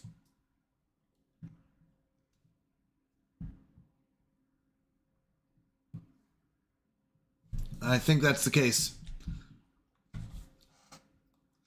So, extension? What do you mean extension? Ow. That's okay. It's only 2. We'll lose 2. It's okay. We're going to build a sluice underneath. I do need to get the science. Okay, day 3. The water is finally going to reach us. It needs to build up a little bit of pressure. Now we can release it, let it in. And this is where we need to start pumping. So we went down to 78. Oh, don't see Pokemon Community talking?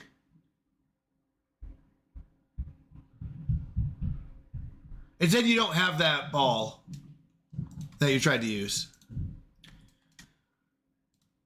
I don't know if you read that or not.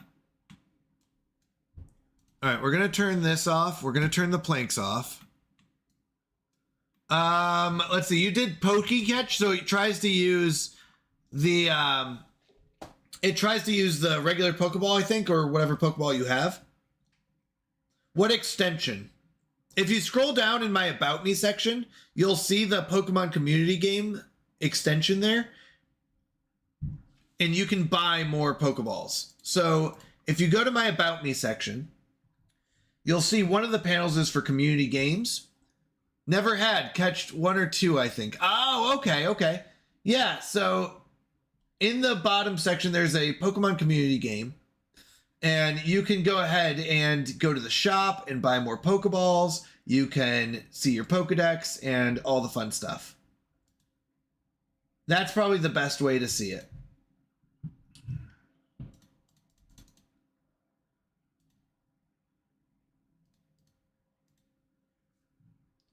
Let me know if you have trouble seeing that.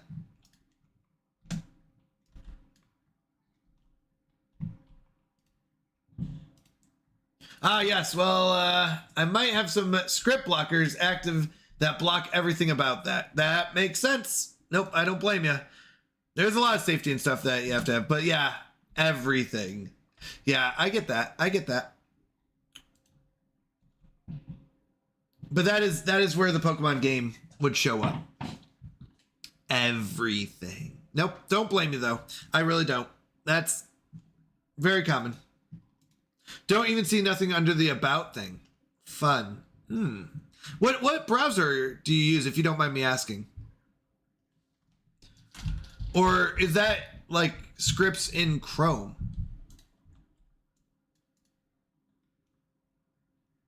All right, this is filling up, which is good. Yeah, we have 3, which means I still have 1 builder. Yeah, I should be building this now. Firefox plus no script plus DuckDuckGo plus uBlock Origin. Okay. I was just wondering, because I know other people said they were using Brave and I've never used Brave before, and I was wondering if more people were using it or not. Okay, I need the science. I need 500 science. Well, 415 science. Brave seems to be okay. All right. They said they were running into issues with Twitch though, doing Brave. I'm still Team Firefox. Nice, nice. Does YouTube give you as many problems as Twitch does? I never had issues. Okay.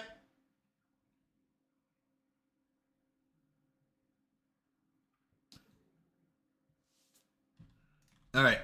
So we got 3 days of pumping. I don't know if we'll hit 600. I'll be honest, I don't know if we'll hit 600, but we'll see. We'll see how much we can pump out in those 3 days.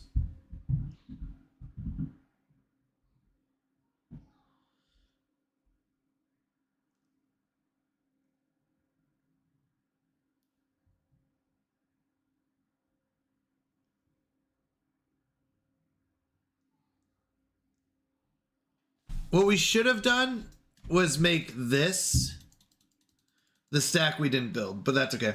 I can pop out videos. So when there is a commercial going and there's a little preview in the top right, I can pop that and make it larger and turn on the sound and put it on top of the commercial. Oh, nice. Nice. That's pretty cool.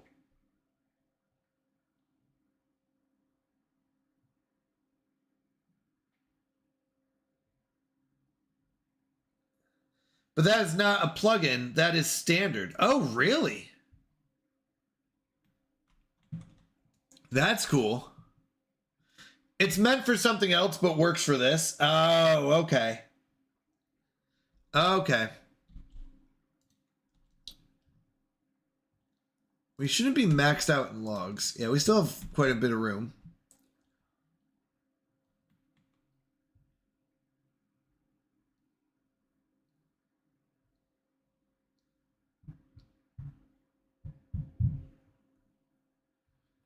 All right, so I didn't realize we had a second woodcutter there. These are still marked for cutting, so we have plenty of trees to cut. Actually, you know what? I'd rather start replanting these so we have future wood. Okay, so this is all done. I really don't need a builder right now, so we're going to go 3 scientists. I need as much science as I can get.